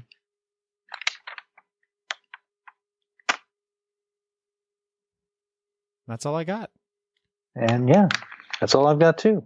Wait, what's this page here? Oh, yep, that's it for me, too. All right, George, shall we go to the main catalog, the big book? Yeah, Eric, I know this is your show, and I hate to derail us, but could we have a little commercial message real quick over here? I have a sponsor? Yeah, we have a sponsor. Do you mind? I know our episodes run long anyway, and any diversion just gets us off track, and then we go from 6 to 7 hours. But I feel now that the holidays are coming up, I want to make some recommendations to your listeners that are non-comic related, because there are other things out there besides all these great comics and related material that we talk about. I had the pleasure of going to a film festival last month called the Middleburg Film Festival, about 45 minutes to an hour outside of D.C. And I've gone there every year since the thing started. And this year was no exception when it came to the great films that were there. Just to give you an example, in previous years, films that have been there have been La La Land, Mudbound. I'm trying to think of other ones that Manchester by the Sea. I'm trying to think of the more recent ones that were Academy Award nominees, Spotlight, things like that. Well, this year I saw 4 films, and they progressively, I don't know how they do this. They must plan it. The people who plan this, they must know. They progressively got better as the weekend went on. I saw an animated film called Ruben Brandt Collector that nobody is ever going to see in a movie theater. You might be able to catch it on demand sometime. And if anybody does, I would be very curious if they saw it. If they could tell me what famous artist the animation was supposed to be trying to pay tribute to or mimic, because the way the animation was and the storyline in the movie, I know they were trying to convey an artistic style, but I'm not an art historian, and I'm not quite sure, and I haven't looked it up or anything like that. But if anybody ever catches it, it's a very interesting, quirky movie called Ruben Brandt Collector. But some of the other movies that you're going to be hearing about this holiday season and around Oscar time, one is called The Favorite with Emma Stone. That one was pretty good, although the way it ended, I don't think it was the type of movie. You know how sometimes you go into a movie and you think it's going to be one thing, and it turns out to be another? Well, the movie ended in a way that I don't think anybody really expected it to. So it was intriguing in that respect. The next movie I saw was The Front Runner with Hugh Jackman as Gary Hart. And if that movie isn't out yet, it's coming out very soon. The director was there talking about some of the decisions that he made in how they wanted to portray Gary Hart in the movie. And I would say, especially in today's day and age where we have the TMZ mentality, to see a movie about a person whose affair might have been the first TMZ thing like news item that we had in a long time, given what the technology was at the time, mm-hmm. and how people were focused on not necessarily only Gary Hart, but also Donna Rice. That was kind of new at the time. Sure, that their politicians had affairs all the time, but there was something different about how this was covered And in today's day and age, what we're so accustomed to with social media and how quickly we get news, it's interesting to see how something like that was handled with the public 30 years ago. But the best movie I saw, and I think maybe the best movie you folks may see if you have an opportunity to see it this holiday season, is called Green Book. With Viggo Mortensen from, that everybody knows from the Lord of the Rings trilogy. And I always pronounce his name. We do this with creators all the time, and I hate doing this. Maharaja Ali, the Academy Award winner from last year. This movie is awesome, Eric. Got the only standing ovation that I had seen at Middleburg in all my years going there. Peter Farrelly, the director of movies such as Dumb and Dumber and Something About Mary, he directed this film. He was there along with Viggo Mortensen for a Q&A. Almost had a chance to meet Viggo, but you gotta imagine all these people surrounding him, and he's trying to be polite and shake hands and take selfies and stuff, but he was also trying to get out to do something else that he had an obligation to do. But Peter Farrelly stuck behind, and Connie and I got to meet him and talk to him, and it was awesome. Wow. And again, to hear some things about decisions that were being made in filmmaking is the same thing as you and I and your listeners like to listen to when we have creators on shows. When we listen to shows where the creators are on and they talk about, oh, what were you thinking when you wrote this book or when you drew this panel or whatever. Same thing when the actors and especially the directors and the screenwriters and producers are in the room for a Q&A. If you've seen the commercials for Green Book, and from what I understand, they may have moved up the release date. It was supposed to come out Thanksgiving weekend. And as of this recording, I think it comes out this weekend, a weekend early, kind of like what they did with Infinity War. They move it up. But it's the true story of an African-American musician in the early 60s who was a pianist, a prodigy, and he was embarking on a tour of the Deep South. Now again, early 60s, when there was segregation and he could not stay in the same hotels as the other members of his trio.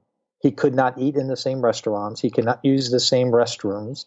He could not use the same water fountains in these areas where he was going to tour. He needed a bodyguard. And he got this guy who was a bouncer at the Copacabana as his bodyguard. And of course, even though they were in New York, prejudices still existed. So of course, there were some preconceived notions on the part of the bodyguard to the musician and vice versa. And as a lot of people call it like Driving Miss Daisy in reverse. They call it a buddy comedy, a road trip comedy. As time goes on, of course, they get to know each other better and they grow. But to see how things are depicted, how things were back in that time, A, makes you sick to your stomach. But B, the way it's handled, Eric, it's so beautiful. I mean, the characterization of both of the protagonists, man, it makes you amazed that this really happened. This is true. And the musician's name is Don Shirley. And if you ever want to look up his music, listen to it, it's a feel-good movie for the holidays. Let's put it that way. And it's not superhero related. It's based on a true story. You actually learned something. Connie and I went out and got some Don Shirley music because we had never heard of him before. And it inspired us to learn more about him and Tony Lip, his bodyguard. So I can't recommend that movie enough. And if you see it, please let me know on Twitter at George and Tony on Twitter. Let me know what you thought of it. If I'm bringing it to your attention and maybe you saw the commercials for it and you were like, not for me, make it for you. And if you go see it, let me know what you thought about it, because I would be very interested in it. And to me, it's the best movie I've seen all year. Wow. Now, of course, we have other Oscar contenders that are going to come out around Christmas time and stuff. But as of right now, that is the best movie I've seen all year. Well, you've certainly sold it to me. That's for sure. I mean, when you were describing the second movie with Emma Stone, I'm like, well, you could just stop right there because it's Emma Stone. But this one, I'm definitely going to watch this one. Yeah. Yeah. Oh, and Emma Stone has a little.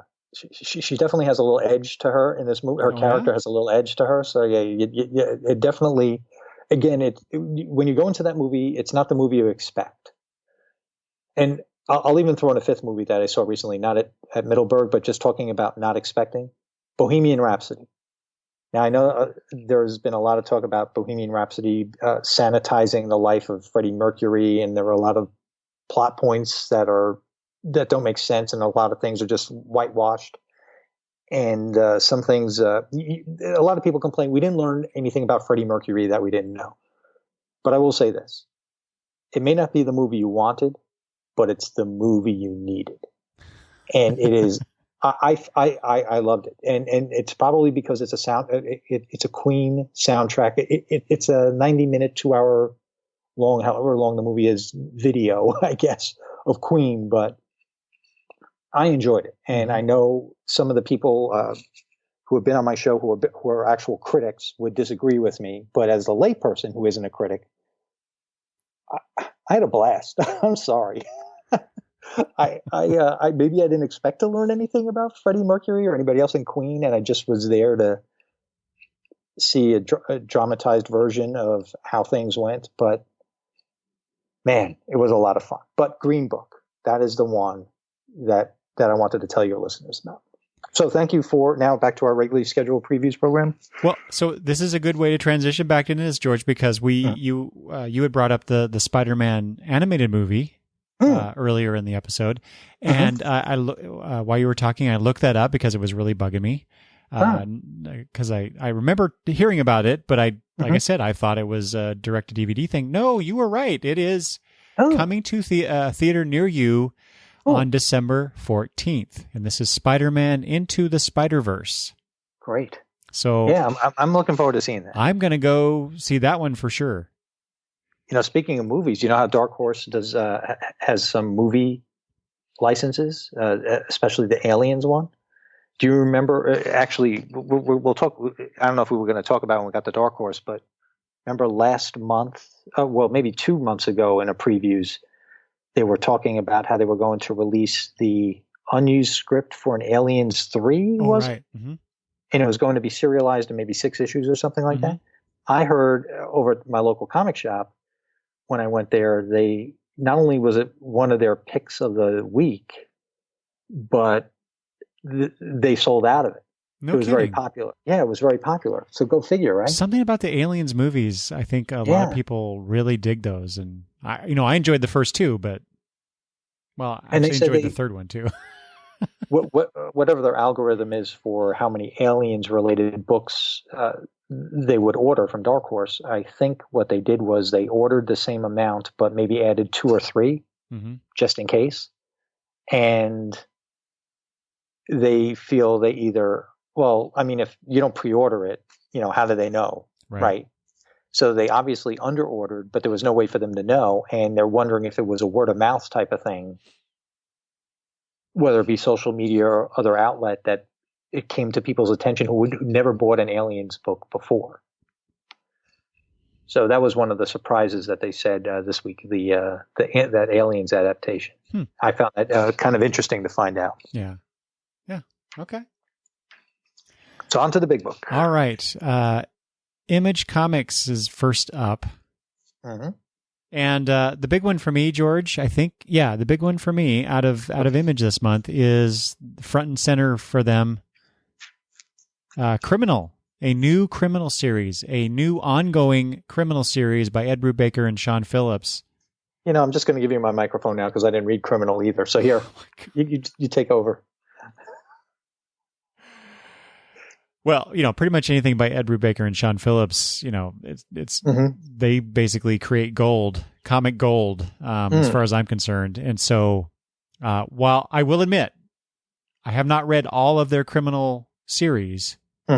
I've read 3 of those books that are set in the criminal universe, I guess.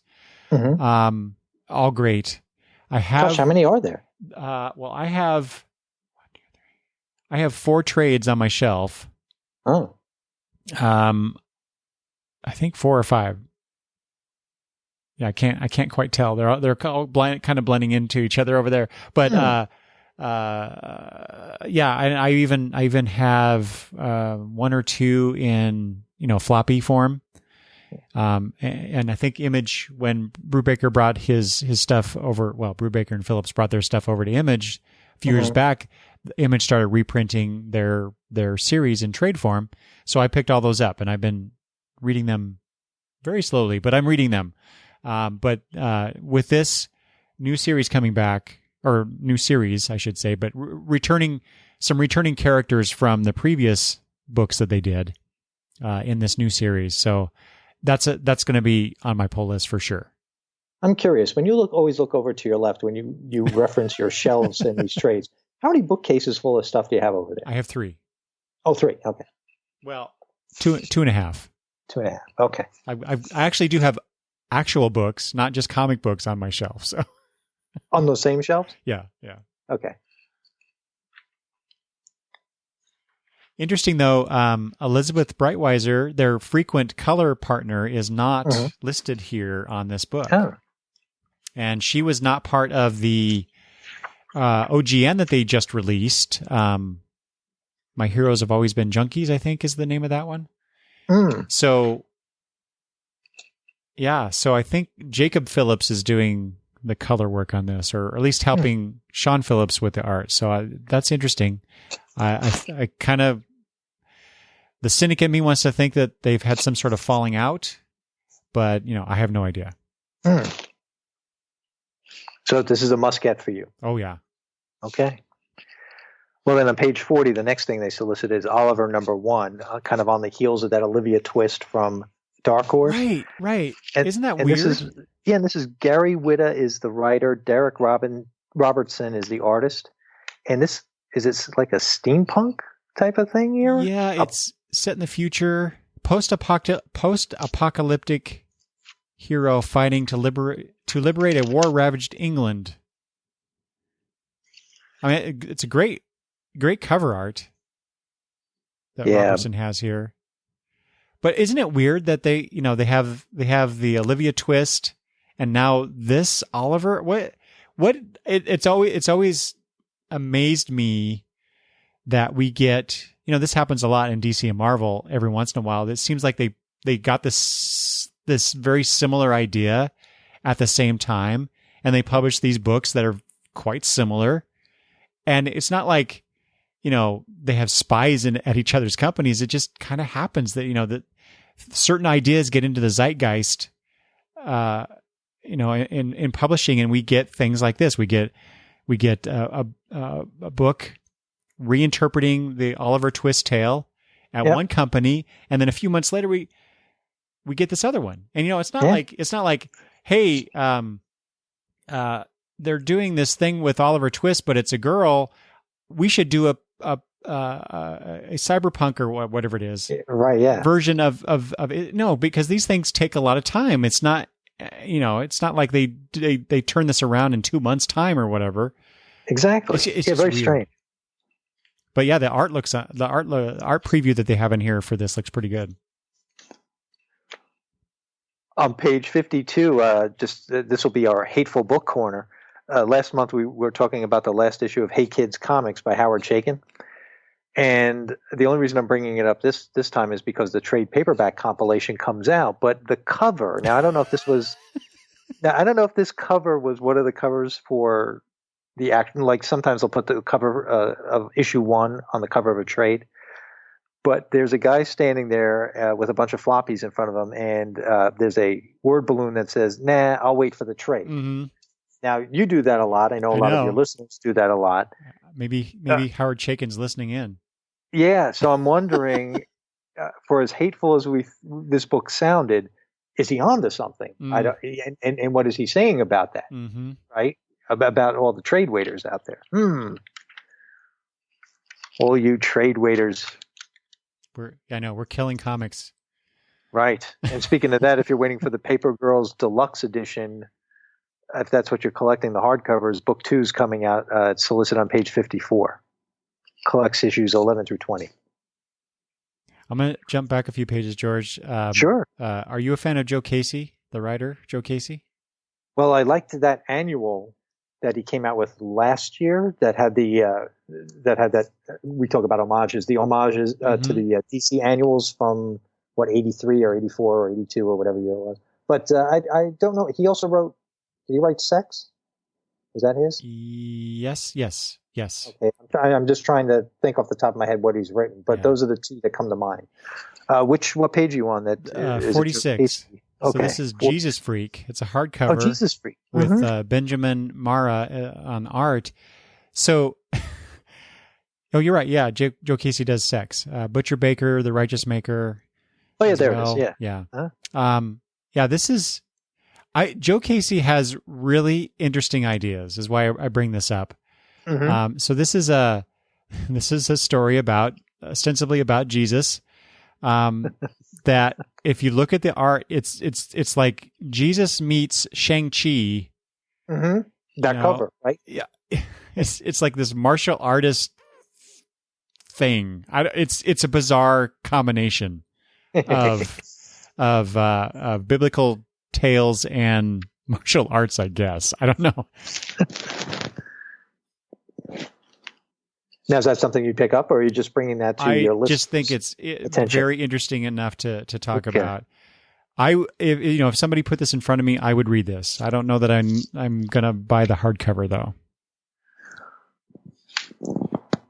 I don't know if you. I think we talked about it last month, but did you get Exorcisters? Because I enjoyed issue 1, and I'm gonna keep going with it. No, that's one that I'm waiting for the trade for, George. Okay, Howard Chaykin loves you. On page 67, number 4 is solicited in case anybody's interested.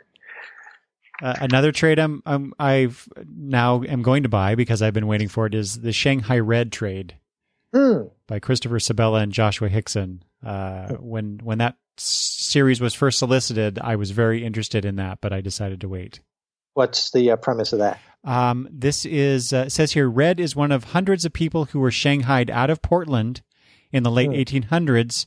Drugged, kidnapped, and sold to a ship's captain for $50, she wakes up on a boat headed out to sea for years, unable to escape or reveal who she is. Now she's coming back in a blood-soaked boat to find her family and track down the men responsible for stealing her life out from under her. Just sounds like a lot of fun. And hilarity ensues. Yes, exactly. I alluded to this a little bit before, and I'll probably expand on it a little later before we end the show, but on page 81, Skyward number 10, the end of a story arc is solicited, and Eric, I'm dropping this. Oh, yeah? Yeah, I've kind of mentioned that I was probably going to drop it. And I'm not even finishing the second story arc. I just didn't. In fact, I think the new issue came out this week, and I just stopped. So you're stopping before this issue 10, in other words. Yeah, I think the last issue I read was 7. I think 8 came out this week. And it's not that it's bad or anything, but, well, you know what, I guess I should just say right here. I am considering, all right, everybody, I'm not going to follow through, but I'm considering a cold turkey period. No kidding. I am. And because I've looked at my pull list, and a lot of my pull list is comprised of finite series, like series we know are finite. So, for instance, Mr. Miracle just ended. Marvel 2-in-1 ended. I pretty much buy all the Batman 66 stuff. So the Batman 66 Archie just ended. Doomsday Clock will eventually end in 2022. Mech Cadet U just ended. I buy Unnatural, which is also solicited by Image. A lot of these things have an end date. And I'm thinking to myself, some things happened this year that have affected the wallet. And there was a time when I did go cold turkey in the 90s. Didn't buy anything for maybe 2 years or so, maybe even 3. And I'm wondering if I could do it again. But still buy previews so I could keep up, because I'm still curious enough. I would still listen to podcasts. I wouldn't mind being spoiled and things like that. But as some of these finite series wind down, I'm thinking I'm not going to start anything new. Wow. And going to see if I can do it. I mean, anybody could do it really if they set their minds to it. But will I feel the void? So I'm considering in 2019 as some of these, the stories that I know will end, like say Heroes in Crisis. I'm not going to stop that like I just stopped Skyward or Sideways. I'll buy it till issue 9 comes out. Doomsday Clock, I'll buy till issue 12 comes out, things like that. But something like, say, Paper Girls, which is now on a hiatus, I'm so behind in reading it anyway, I'm thinking I might do what I'm doing with Saga, wait till it's over, buy the rest of it in trade, or maybe even rely on the library, and just read it all in one, reread what I have read before, and then read the rest all in one fell swoop when it's over. I'm considering things like that. Wow. Yeah. So as 2000, almost like a New Year's resolution. So as 2019 is starting to come across, because like I told you about that Daryl Taylor tweet where he said, what if you only had $100 to spend? Well, I'm pretty much trying to spend less than that. And it is a little difficult. So I'm wondering, maybe the thing is just to stop altogether and see what happens. So I'm considering it. Like I said, I probably won't follow through, but I'm thinking about it. Don't do it, George. And it has nothing to do with not enjoying it at all.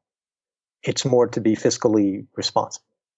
Well, yes, that's a good thing to be. Because again, if you buy 20, like I see some people's tweets, and in a week they could buy 20 to 25 books. Mm-hmm.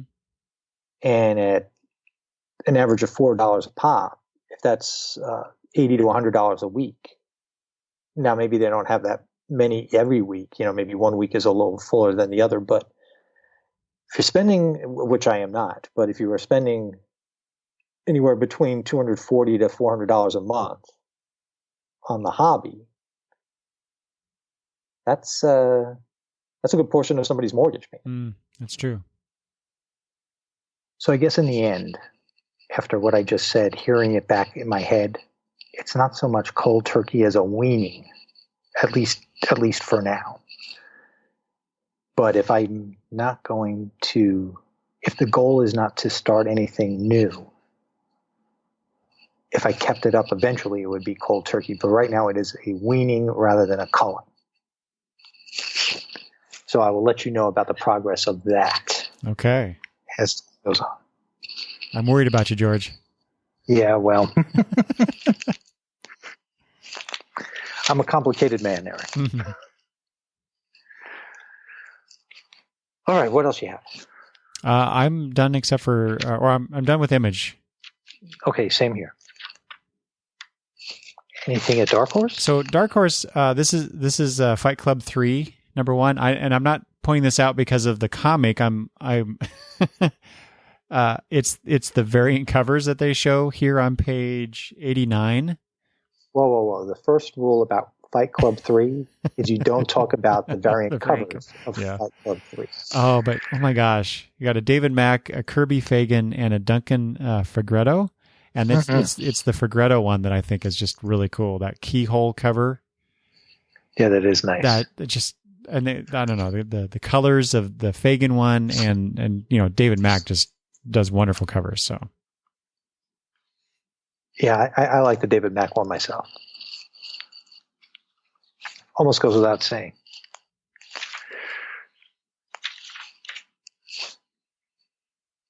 Now, I just talked about weaning myself of comics. When I look at my list, the one that is going to be the hardest is anything that has to do with Black Hammer. Oh, right. And Quantum Age number 6 is solicited on page 97. So as of right now, I'm not dropping that, but I am happy that Black Hammer proper isn't coming out and I only have to get Quantum Age right now. Kind of a weird way to look at it. You're still getting that, right? Oh, yeah. But I will tell you that what is aggravating me when I'm making these decisions, on page 100, issue number 5 of Mystery Science Theater 3000 is coming out. I like that series. It is labeled a miniseries, but I have no idea when it ends. I'm hoping it ends at number 6. Not because I'm not liking it, not because I think the story, well, I mean, I've only read, 2 issues, but I would like to know when it ends as a miniseries. Well, I imagine, so this is issue 5, as you said. I imagine 6 would be it. It would kind of make sense, right? I mean, it's a fun book. What I've read so far is fun. Actually, well, by the time you release this, it'll be too late, but this Sunday, the Sunday before Thanksgiving, on Shout TV, which I think is a streaming service, I'm not sure, but they're having a Mystery Science Theater 3000 marathon. I don't even know why I bother saying it for your listeners' benefit if they're interested, because by the time you post this, it'll be too late. But maybe they watched it and they want to provide feedback. I don't know. Or they'll do it again at some point. I don't know. Yeah, right. On 102, there's House of Penance by Peter Tomasi and Ian Bertram and Dave Stewart. I don't gonna go for it, huh? Well, no. This is a library edition hardcover, so I don't know. I guess I was surprised. I don't recall. No, I guess I thought it was an OG, and it's not. It collects the 6-issue run of this book. I guess I just forgot about it. So I was surprised to see it here, I guess. But is that a book that you'd be interested in? Oh, yeah. It's Tomasi. So just because it's Tomasi. Okay. Yeah. And then on page 108, here's a miniseries for you, George. It's only 4 issues. You should try it out. Weird. But it's spelled W-Y-R-D. Or is that word? No, I think they're going for weird. Yeah, I think so too. So this is by Kurt Pires, Antonio Fuso, Stefano Simeone, and Jeff Lemire doing a variant cover there. But I don't know. I was intrigued by the premise of this. There are problems, cases too strange for U.S. law enforcement to solve. Peter Weird is the one who solves them, for a fee, of course, an unaging, invincible detective with a penchant for the strange.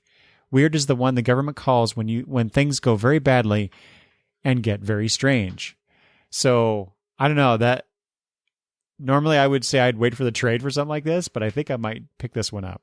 Just go for it, yeah. Yeah. Any other Dark Horse get your attention? So there's one of the Berger books, She Could Fly, is getting traded. I have heard that this is a really good story. And so is that one of the 17 that is on your one list? Of the 17, yeah. And it only collects this is the problem here. The Idaho 17. This is only a 4-issue collection, but they're selling it for $20. Now, so doesn't that work out to more than it would have cost if you bought it individually? If the price of the book next to it on this page, LaGuardia, is a $4.99 32-page book. But even if that's $4.99 each. Yeah, I guess. Yeah. Wow, $4.99. See, where did they get? I don't know where they get 144 pages out of this thing, unless the first issue was oversized or something. I don't know. Weird, but I heard it was good, so I was thinking about picking it up, but maybe not now.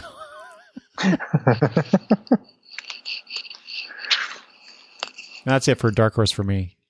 Well, do you remember a couple of months ago I mentioned the Disney versions of classic novels, and I was going to get the Uncle Scrooge Moby Dick? Oh yeah. Well, I did. I've ordered it. I have yet to see it, but there's a Don Quixote one with Goofy and Mickey Mouse. And if I wasn't going through this weaning process, I would be ordering this book. But if anybody's interested, I call it to your attention. All right, IDW. We've talked before, George, about the Marvel books that IDW is putting out, and they have a new one. This is Black Panther. So they did the Spider-Man, they have an Avengers, and now Black Panther. And it's interesting because the cover there by Kyle Baker kind of reminds me of Kirby in the way that he's drawn it. You're right. Yeah, you're right. A little bit anyway. Kirby by way of somebody else. Kyle Baker, I guess. Yeah. Almost has a Dean Haspel. Oh, yeah. Yes, thank you. Which Archie book? Didn't he do like Black Hood or something like that? Or probably, yeah. That's the vibe I'm getting. Okay. All right. So I know you at least have to be interested in at least one of these IDW 2020 books. Gee, George, how could you ever guess? Well, because I know that you love your My Little Ponies, and I know that Teenage Mutant Ninja Turtles. Yeah. Yes. So this 20 by 20. Do you want to explain to the listeners what this is? So much like Marvel is celebrating 80 years in publishing, IDW is celebrating 20 years. And so they're putting out a bunch of these one-shots that they're calling IDW 2020. And for the book that George is alluding to that I'm interested in is the Star Trek The Next Generation IDW 2020. And what it is it takes these concepts, these characters, My Little Pony, Star Trek TNG, Ghostbusters, Gem and the Holograms, and Teenage Mutant Ninja Turtles, and they tell stories set in 20 years in the future or the past. So that's where you get the 2020. And so the Star Trek The Next Generation one is taking a look at Jean-Luc Picard when he was commander of the Stargazer 20 years before he became captain of the Enterprise D. And this is written by Peter David with artist J.K. Woodward. And so that combination there, and of course it is just a one shot. So right, totally makes me want to buy this. In 36 pages, $4.99, J.K. Woodward artwork. Okay, you can't complain about that price tag, I guess. No. So that's the only 2021 you're interested in? You're not going Teenage Mutant Ninja Turtles? No. Okay, just asking. Okay, just making it clear for the listener. And then on page 142, George, I was a huge fan of the Kim Possible cartoon series on Disney. That was a good show. Mm-hmm. And I really missed that show. I wish they would release it on DVD or something so I could watch it again. But so I've got to ask though, did Kim Possible come to your attention at that time because your kids were of an age to watch it, or you just discovered it on your own as an adult? No, it was because my daughter was watching certain shows on Disney at that time. Disney? She wasn't watching Kim Possible, but it would be on like before or after one of the shows she was watching, and I'm like, "What is this?" Yeah, and so I started watching it a little bit, and I got interested. And then that's almost kind of fell in love how with I discovered it. Yeah. My nephew was watching other things on Disney or whatever it was called at the time, and I discovered Kim Possible. I was like, "Wow, this is pretty good." Yeah. So IDW is putting out a collection of Kim Possible adventures. They're calling it. This for the first time ever. The comic stories are being collected in this exciting first volume. I presume this is coming out right before the movie, or maybe this is a build up to the movie that they're going to be releasing here. There's a Kim Possible movie? There is a live action Kim Possible movie in the works, yes. Anybody we know in the movie? I have totally forgotten who has been tapped to star in this movie. Live action Kim Possible. Yeah. Wow. So I did not know that. I will be watching that. Cool. But if it's on Disney, I'm not sure how I'm going to do that because I don't have a subscription to that channel. So maybe I'll have to wait for it to come out on DVD or something. Maybe it's one of those things that they're going to put specifically on their streaming. Oh, very good point. Yeah. Kind of like they did with Titans to try and sell people on the new DC streaming service. Maybe that's what they're going to do with Disney. I can't. Then I'm going to have to wait because I'm not going to pay for another standalone streaming service. Mm-hmm. I'm already chucking out shelling out $8 for the DC Universe app. Enjoying it so far? Yeah. Okay. Good. Once I get through Titans, we'll see. A few pages later, 151, another Star Trek. This is the Q conflict. I presume it's a miniseries. It doesn't say, but it seems like a miniseries to me. But this it's a 6-part. Oh, it does? Okay. Mm-hmm. Oh, you're right. There it is. Right there. Open your eyes, Eric. Yeah, but this is taking all of the major crews from Star Trek for Voyager, Deep Space Nine, Next Generation, and the original series, and Q's mucking about with them, and so that might be a lot of fun. But that's a trade for me. They couldn't fit Archer and Enterprise. I know, right? Yeah. Yeah. Poor Archer and company. They get short shrift all the time. It used to be Voyager that got short shrift, and now it's well, no. I guess DS9 to some degree too. Anyway, it doesn't matter. You think maybe they'll eventually, because within the 6 issues, almost like a Doctor Who thing, they'll surprise you and they'll throw in Enterprise, and they might even throw in the movies somehow. I hope so, yeah. Some way. I'll bet you the Tipton brothers will figure out a way to do that. That's true. Yeah. But great J.K. Woodward cover. Yeah, but he's not doing the interior. Oh, yeah, he's not doing interiors. No.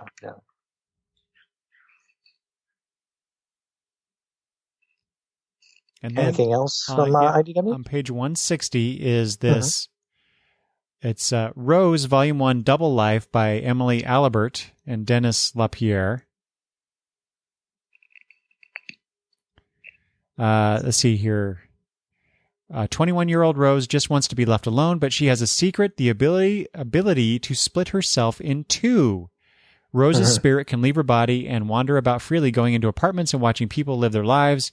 When her father, a private detective working on a financial political scandal, is murdered, she takes it upon herself to find the man responsible.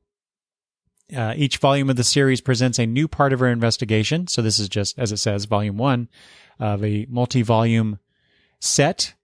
She gets ever closer to discovering the truth in this story filled with mystery, romanticism. Interesting, they say romanticism and not romance. And supernatural twists. I just thought that was a neat premise. Kind of reminded me at first when they were talking about how she can split, her spirit can go off. Kind of reminds me, we talked about a book where I think it was from, not Humanoids, Fantagraphic Books, I think, episode or two back, previous episodes or two back, George, where someone could she was visiting other people in her apartment building as a ghost or something like that. Do you remember this? Yeah, that's right. She could go through the walls. Yeah, right. And I thought it was kind of creepy, but also sounded kind of neat. Yeah, I forgot the name of that. But yes, me I do too. remember that. Me too. But anyway, I thought of that. But that seems like a neat kind of book to read. I don't know about this. You gotta wait for the different volumes to get the whole mystery aspect to it. But whatever. Yeah. And that's all I got for IDW. Same here. All right. So Dynamite. I only have a couple things from Dynamite. Okay. Do I need to make another rhyme for Dynamite? Do you have one? Okay. All right. Here we go. You ready? On the fly. When you're reading your previews in the middle of the night, turn to page 177 and dare to be Dynamite. Sorry, my inner Jimmy J.J. Walker just keeps coming out whenever we get to Dynamite. All right. You know what? How fun would it be if somehow, some way, they got the license to Good Times? George, it sounds like to me you should could truly do it. Dare to be Dynamite. Come on, you should submit something. I mean, come on, let's look at some of this other licensing here. You can't get Good Times. But then again, I always said DC should be putting out a Big Bang Theory comic. So I guess I'm either ahead of my time or just in a different universe. Well, is there something on page 178 that interests you by any chance? Yeah. you could say that, yes. Okay, you want to dare to be unparalleled? Yes, with Peter Cannon Thunderbolt, a new series written by Kieran Gillen. Artist is Casper... Sure Wingard? Wingard? Oh, yeah, I guess. Wing. Maybe Wingard. Now, you liked the last Peter Cannon series by them, didn't you? Yeah. So that was 2012 that came out, I think. Now, this characterization of him here, though. Yeah. I mean, if you want to read the solicit, but does it seem different than what you read a couple of years ago? Yes. Yeah, very much so. So I'm not totally sold on this take of the character, but because of that last series it was one of those series where it's like, oh, I know of this character sort of, but it's a new series. I'll take a chance on it. It was just an alignment of situations, and I got the series, and then I really enjoyed it. You know, it's like you know how you try something out, you're not too sure about it, and then it surprises you with how good it is, and you kind of fall in love with it. Well, that was the last Peter Cannon Thunderbolt series for me. And so, but it's Kieran Gillen writing, and he's really good. Yeah. So despite my reservations about this different take of the character. Yeah, I mean, arrogant, for lack of a better term. Yeah. It kind of reminds me of the way that Ozymandias in The Watchmen is portrayed. Yeah. That's the vibe I'm getting anyway. Now, I'm trying to think if I'm making this up or I read this somewhere, but it seems like he's the smartest guy in the room, but he doesn't want to be in the room. Yeah, it says it says that on page 181. He hates being in the room. Yeah. Yeah, there you go. I knew I couldn't have come up with that by myself.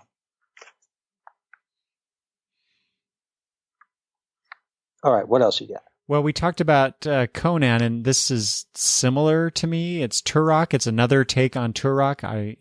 There are certain characters. Conan's one of them. Turok is another. They keep coming back to these properties. Somebody has a different take, and it's like, here we go again. Yeah. So I guess I'm waiting now for like Solar Man to come back, or what's the Magnus Robot Fighter? Turok is in that same kind of category for me. But this is written by Ron Mars, who, again, just like Kieran Gillen, he's a good writer. So artist is Roberto Castro. I guess it's a Native American character, right, who fights dinosaurs. That's the premise of Turok.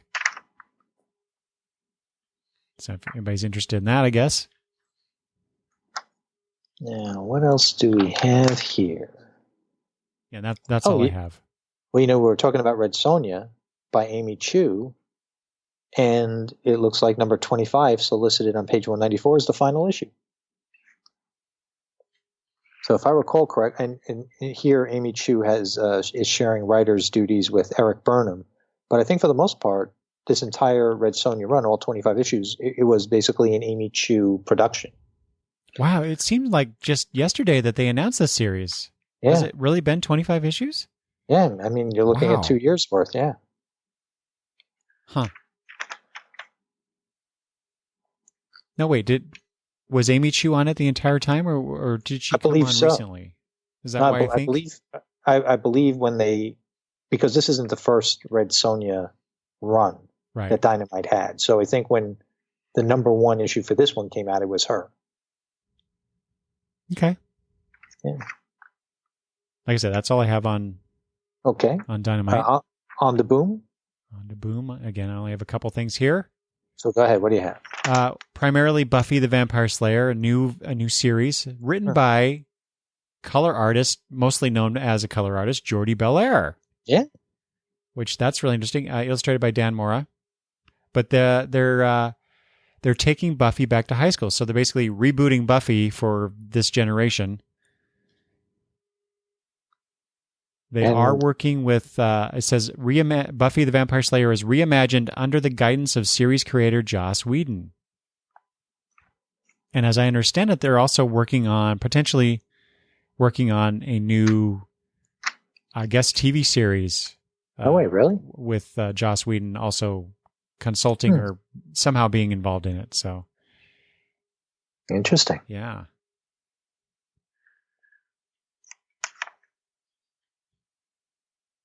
On page 219, I got to call out one of the cover homages. Saban's Go-Go Power Rangers number 16 has a variant cover that pays homage to the poster for Clueless, the movie Clueless. Covered by Gleb Menelkoff. Yeah. And I don't read the Power Rangers. I never watched an episode of the Power Rangers, to be honest with you. I never got into it.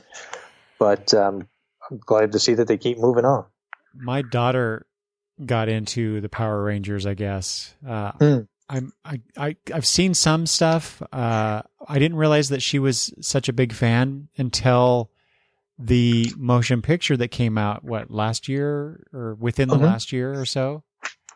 And she was into that. And she told me she really wanted to see. I'm like, what? She's like, oh yeah, I love the Power Rangers. I'm like, what? Wow. So yeah. I think my nephew was into it when he was younger.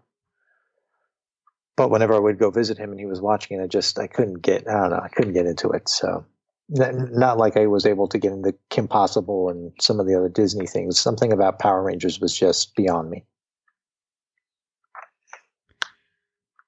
On page 230, George, at the end of the Boom section, begins this segment trend thing. I don't know, in this month's previews, where they give you a bunch of collections trades, basically as here are things to give as gifts or whatever. I mean, they don't do that on this page for Boom, but they do it in other ones, and I'll point some of them out as we go through. But it says catch up on Boom Studios' best-selling collections of 2018 as you head into 2019, and then they have several in these categories of best friends, sophisticated story, youthful imagination, favorite fandom. So if people are interested, they should take a look at page 230 and look at some trades that they might want to give themselves they haven't read, or perhaps, as I said, for gifts for loved ones. They do the same thing on page 234 and 235. Yes, exactly. All right. So I'm gonna take a guess. While this is a previews book for things coming out in January, I'm guessing their intention here is to have people order things like this that could get into their comic shop in December for the holidays, because it's kind of weird to talk about great gift ideas for stuff coming out in January. Right? That was my whole thing too. Is like, why wasn't this in the last previews? So I think this is like a last ditch effort. In fact, here we go. Here are previews. We always prepare for the holidays well in advance, and that goes for Christmas and Hanukkah too. In this November issue, we're listing product to be on sale in stores this month and right up to early December and beyond for you procrastinators out there. So that is the point. Mm-hmm. So this is an opportunity for somebody who may have missed something, if they want to order it so it would get into the store in December so that they could give it as a gift. So that's the point. Yeah. Okay. Well, that works. Yeah. So I guess it pays to read the fine print. It's not so fine. It's right there front and center, but but still, I like the fact that they were doing that. Yeah, I think it's a good idea. Get these books in front of eyes and get some orders made. And even if you're not going to get it for yourself or get it something as a gift for somebody else, you can always do what Ralphie in A Christmas Story did and kind of put that page in the inside a magazine that mom and dad read on their bed, so that when they open the page, they'll go, "Oh, this is what Junior wants." Mm-hmm. Mm-hmm. Or on page 236, once again, whatever these Cerebus books are, there's a cover homage. I don't even think it's a comic, to be honest with you. I think they just do these cover homages, and move on. It's Giant Size X-Men #1 is on Giant Size Jingles #1 by Dave Sim. Oh, okay, yeah. I don't know that. God, people must buy this stuff. I don't know who does. Do any of your listeners talk about this in particular, Cerebus or the new stuff? No, not that I'm aware of, anyway. All right, what else do you have going on in the back of the book? Page 240. This is Action Lab, their Danger Zone. I normally kind of skip over their Danger Zone stuff. Just, I'm not into Zombie Tramp or anything like that. Yeah. But there's a new series coming out called The Null Fairies by Chad Ciccone. I just thought, I don't know, I saw the covers first and I thought, well, that's interesting. So Ionantha Hesperus was the greatest of all the Queen's harvester fairies when she was felled by a cursed fey blade and stripped of her magic powers. Forgotten but bitterly refusing to die, she learned to exist on cunning. An aging mortal with an immortal society fueled by magic she could no longer taste. But when the Queen's pixie dust shipment is hijacked, putting the entire magical economy at risk, Ionantha is summoned into service once more and tasked by a vengeful queen with solving the case of the century. I don't know. That seems kind of fun. Yeah. How deep do you get into the book for your next items? 253. Okay. Aftershock? Yep. Okay. Oh, the relay trade. Please tell us about it. Yes. So, well, again, much like a lot of these things I talk about, this was a series that I was interested in, but decided to wait for the trade. And so, this trade, a perfect future of intergalactic travel and community. Every newly discovered planet is unified culturally through a monolithic structure known as the Galactic Relay. Although the towering monument is meant to inspire conformity of ideas, technology, and progress, many resent the foreign structure. Kind of reminds me of the way it's depicted here on this cover, George, as the monolith from 2001. I agree. I remember that from the first issue. Yeah, that's got to be a direct homage. So Jad Carter, a Relay employee, must keep the peace and act as an emissary to new civilizations, but when he finds the Relay's mythological creator, Hank Donaldson, his idea of reality and the universe shatters. I don't know. There's something about that book that makes me want to read it, I guess. The only Aftershock books I'm getting now are Lollipop Kids and The Last Space Race, and with many of these Aftershock books, I'm guessing that they have an end in sight, and with this weaning I'm doing, I'm going to keep going with them and see how far they go. You never know. They might end after 10 issues or 12 issues or something like that. So I'm willing to go in the long haul because, I've only read one issue each, but they got me hooked. So I'm gonna see how far I go on those. Good stuff. If you folks out there haven't tried it, give it a shot. Maybe when a trade comes out. Another thing that's going to hurt if I do a culling / weaning, the Ahoy comics. Well, I haven't read Edgar Allan Poe's Snifter of Terror yet. I've read all the others: Captain Ginger, High Heaven, The Wrong Earth. Enjoy them all. Again, how many issues can we have under our belt? 1 or 2 of each. But if these are finite and they're not going to, maybe The Wrong Earth.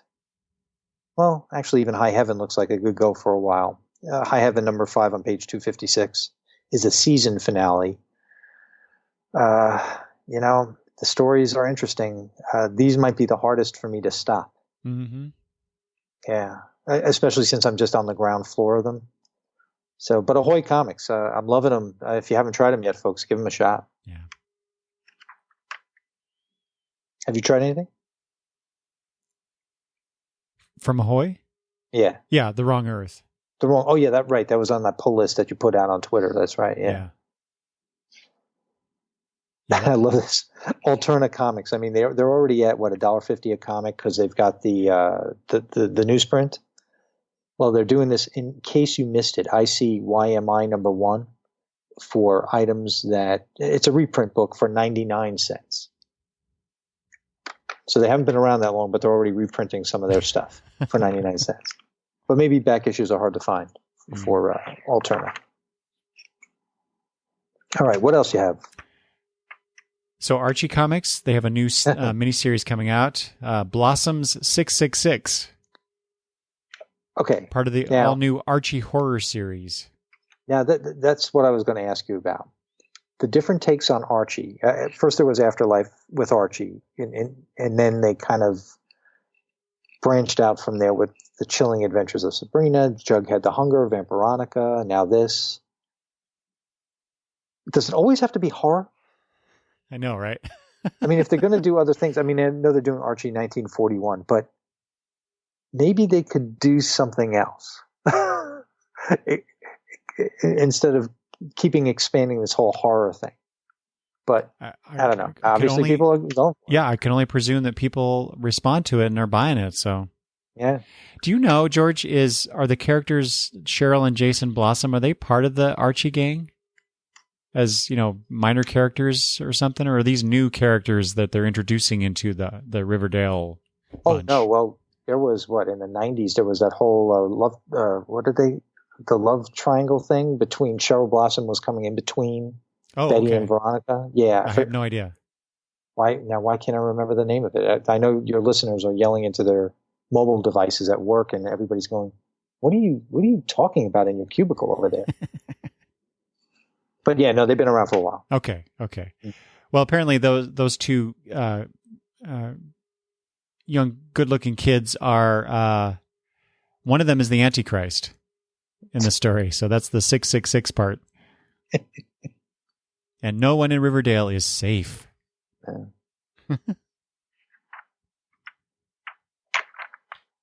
And then I don't have anything until page 312, George. All right, so let me see if I have anything before that. All the page turning, old-fashioned page turning, folks, because I know a lot of you use. And I'm going to skip that just for time's sake. Oh, another cover homage on page 303 from Full Moon Features. Doll Man Kills the Full Moon Universe, number 6.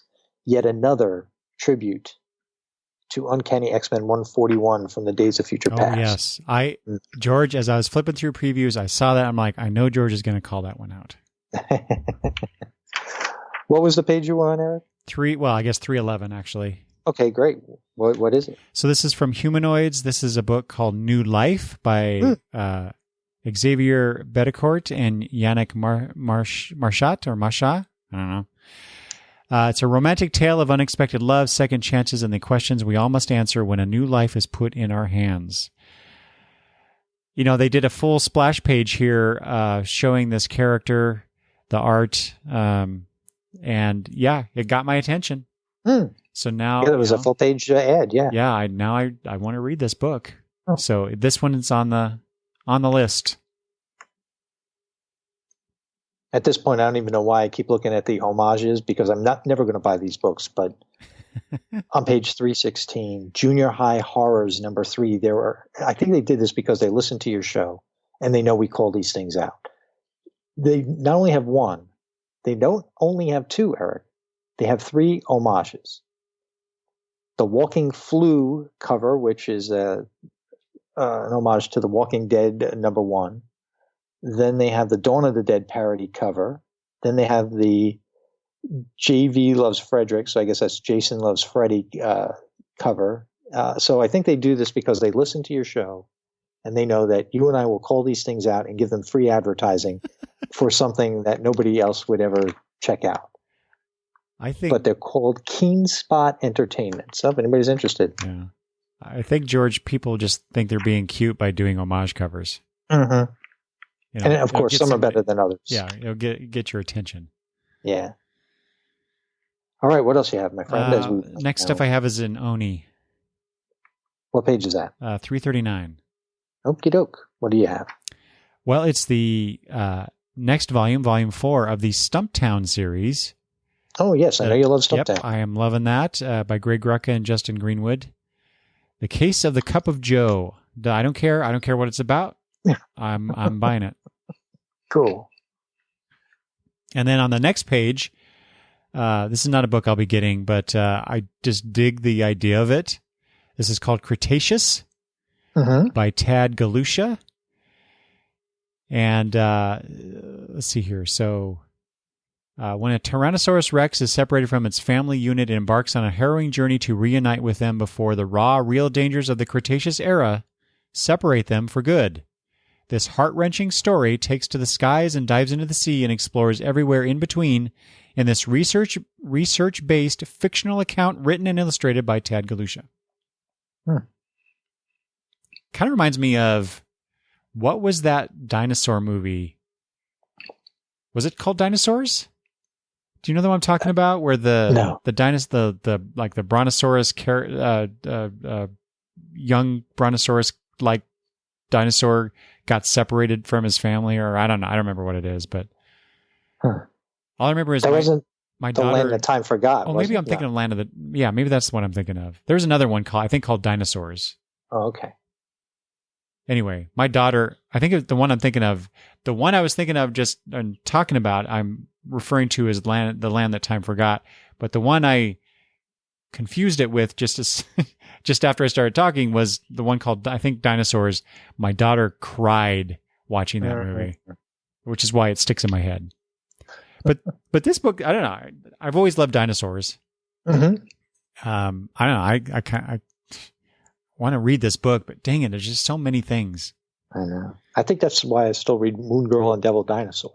Moon Girl could be a little grating at times herself, but I love Devil Dinosaur. Yeah, I really need to pick that book up and trade and read it.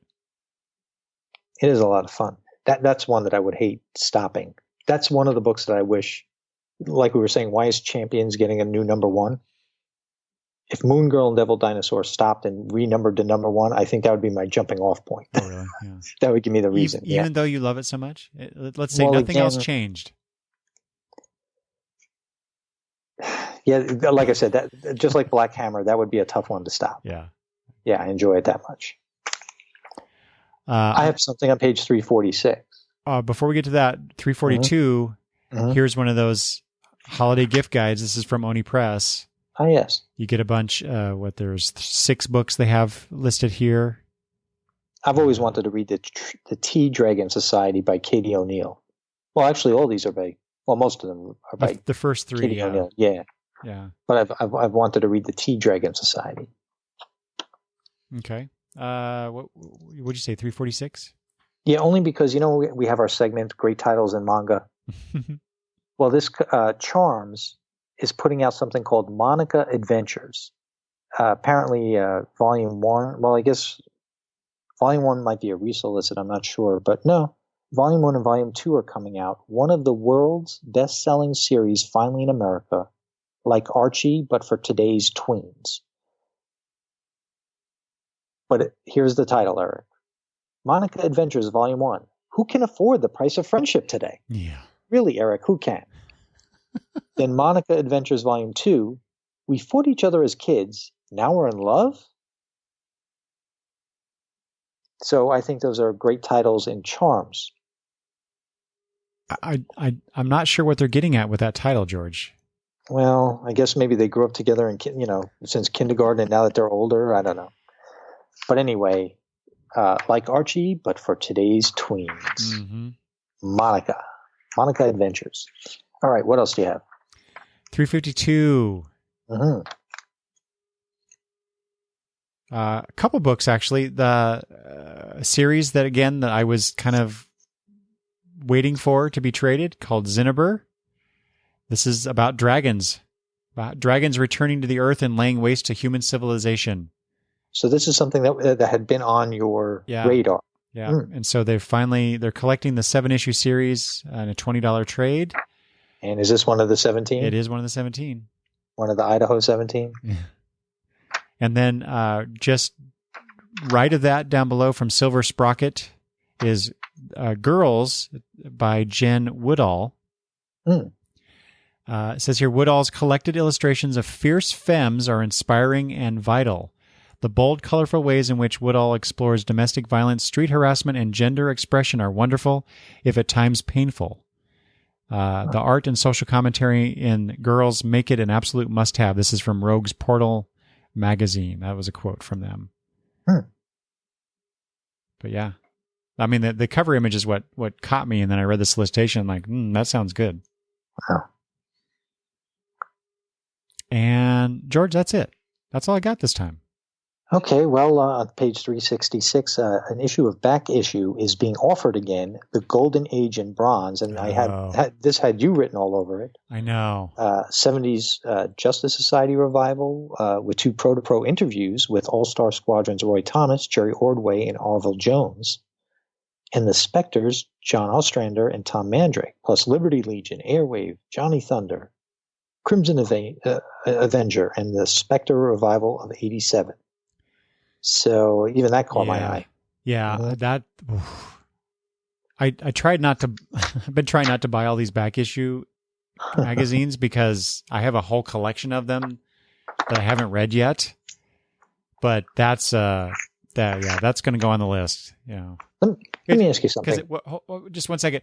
And the reason I say that is because I have been reading in trade form. I've been reading those old 70s All-Star issues. It's on my dresser next to my bed. I crawl in bed at night and I read an issue before I go to sleep. So nice. It's interesting timing, considering. Sorry, go ahead. What were you going to say? Well, hypothetically speaking, let's say you order all 17 of those trades, and they all.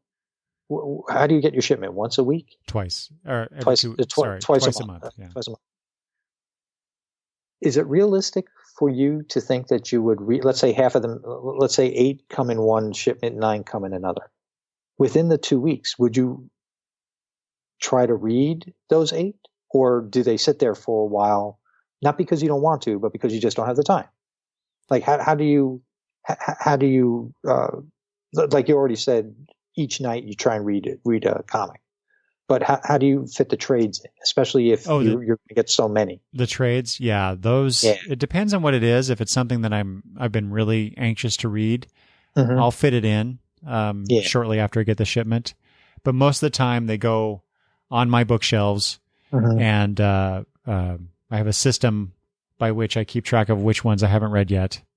Okay. And then I just sit there until I decide I want to read them. Okay, interesting. Which is probably why I have their own way of doing things. Right? Yeah. I have way too many that I haven't read yet. Well, to go to the real segment of the show with great titles of manga, we're going to go to page 407. First we're going to go to 406.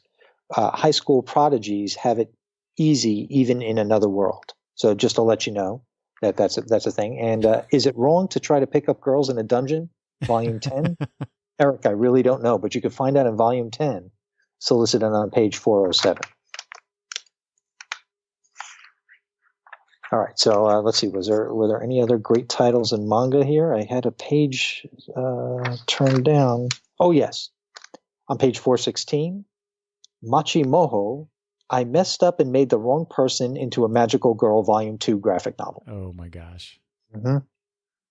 So if that doesn't tell you what the book's about. All right. Did you have anything on the flip side? We were talking about this before we started recording, and I don't remember what the thing I was going to mention was. Yes, there was one. There was one thing. But you talk about some things, and I'll find the thing that I was going to talk about. Let's see. On page... Where is it? Okay. On page 66. Now, I don't know if you've heard about this, but the old Brady Bunch house, the house that was used for the exteriors of the classic 70s show, The Brady Bunch, has been sold to HGTV, and HGTV is currently filming a show of the rehab of that house featuring the kids who starred in The Brady Bunch. No kidding. Yes, and we should look for that from HGTV sometime in 2019. Well, on page 66, there are pop figures of The Brady Bunch. And I'm going to let you know which characters they are. There's Greg, there's Peter, there's Bobby, there's Marcia, there's Cindy, and there's Alice. Eric, who is blatantly missing? Jan. All right. The character who had an Poor episode. Jan. Famously, she was overlooked as the middle child. Marcia. Jan is missing from the pop figures. Oh, that is Do you horrible. think that's done on purpose? Oh, poor Jan. Poor Jan. How dare Funko Pop do this? I know. If anybody wants to write Funko, please do. And before the mics went hot, you and I were talking about Toon Tumblers. On page 111 is where the current batch of Toon Tumblers are offered. There's a Black Panther one, a Maximum Carnage one with Carnage and Venom fighting, but the one I like the best is the Doctor Strange one. Mm-hmm. Not like I'm getting more glassware in my house, but it's cool to see. And there's actually on page 113 Black Hammer enamel pins. There's Black Hammer, Golden Gale, and Barbarian. So that's pretty cool. I've said on this show plenty of times that I like that the enamel pins are making a comeback. And people are jumping on that bandwagon. So that's pretty cool. It is. It is a bandwagon. It's really weird how we're getting a lot of that recently. Yeah. I only have one other thing on the flip side. Do you have anything? Okay, so the one thing that I wanted to point out, I told George this before we started recording, but I'll just repeat it. I was flipping through previews the other night, and I saw this maquette. Is it maquette or maquette? It's maquette, right? I'm going to be honest with you. I don't know. I'll have to ask my friend Greg. He knows all the lingo for this stuff. But, I was never hooked on phonics. But I saw this maquette and took a picture of it and sent it to my wife and said, for my birthday. And she said, of course, because my wife's awesome that way. But this is the Superpowers Robin maquette for $275. and what was the ratio on that? 1/6 scale. Okay, but still $250. It looks so cool. I really want this thing, but I cannot justify paying $275 for it. Oh my God. What kind of a discount do you get at DCBS or something like that? Not enough, I'll tell you that. Not enough. It's exquisite. I mean, it's sculpted by Paul Harding, it says here, but it looks really neat. And what page is it on for people to follow along? This is on page 44. Nice. And they have a Batman one too, but it's just Batman.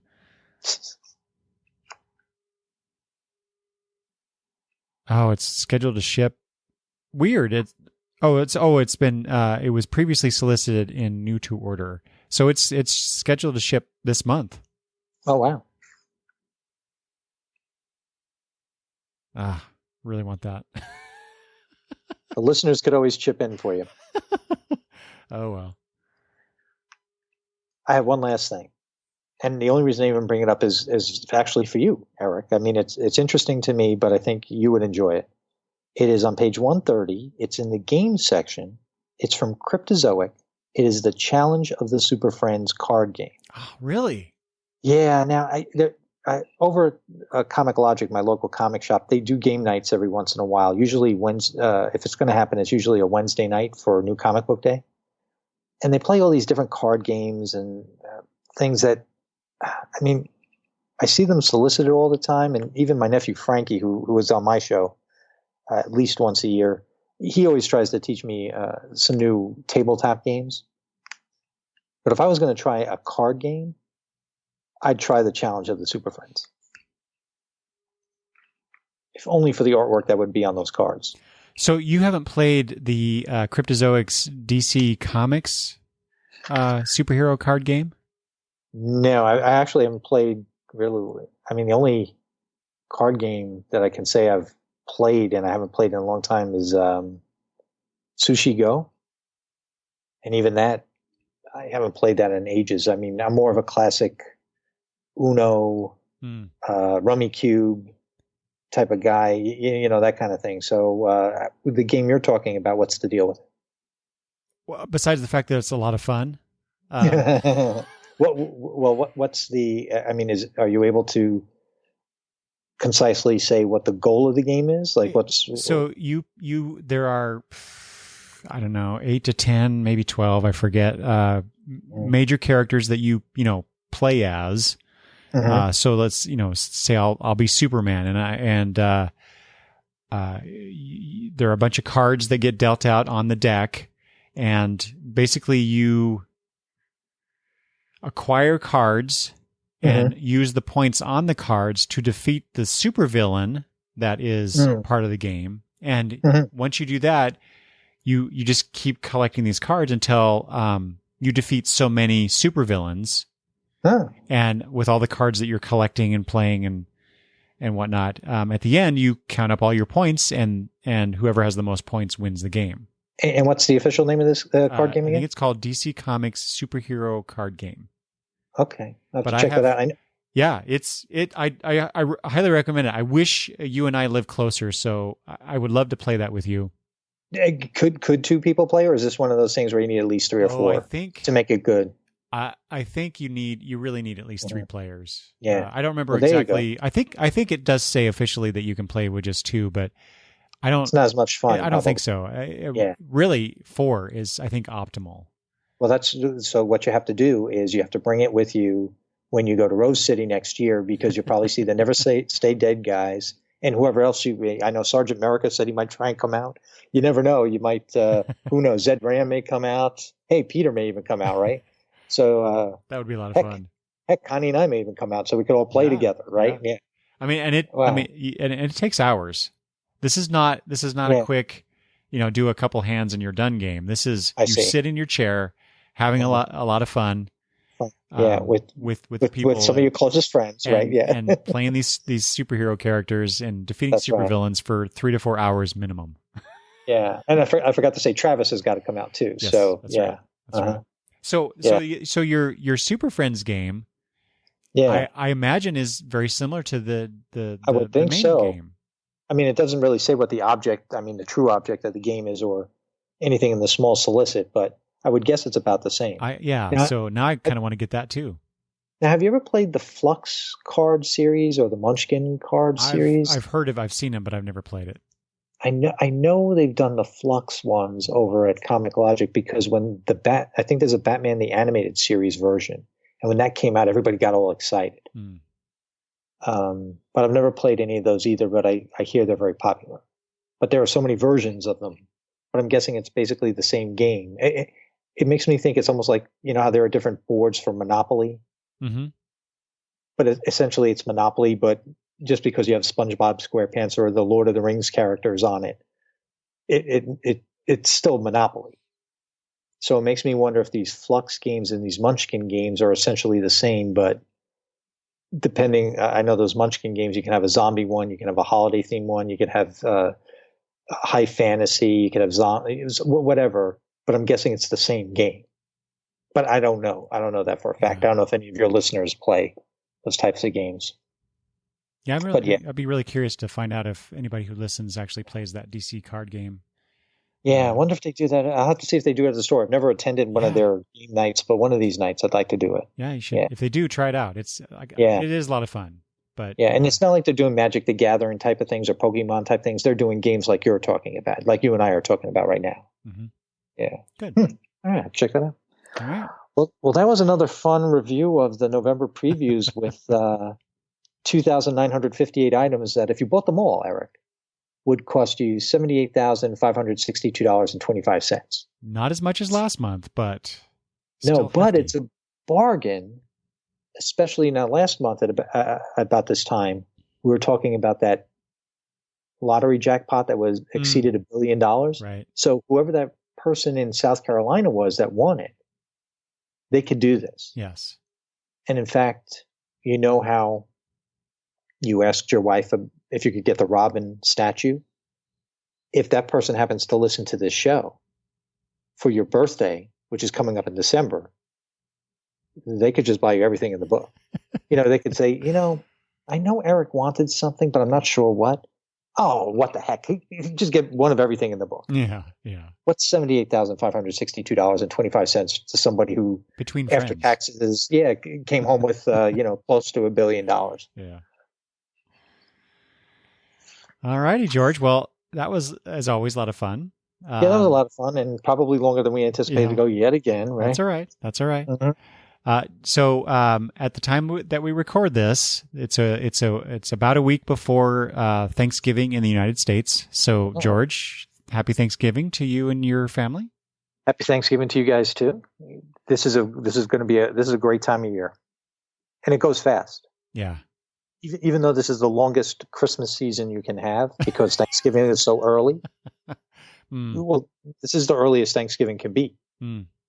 So yeah, that's right. Yeah. So even though we're going to have that extended, well, let's face it, Christmas really started when Hallmark started showing their Christmas movies that weekend before Halloween. Right. So we all know Christmas. We're into it now. If you haven't finished your shopping, you're just screwed. Just think ahead to 2019. you're done.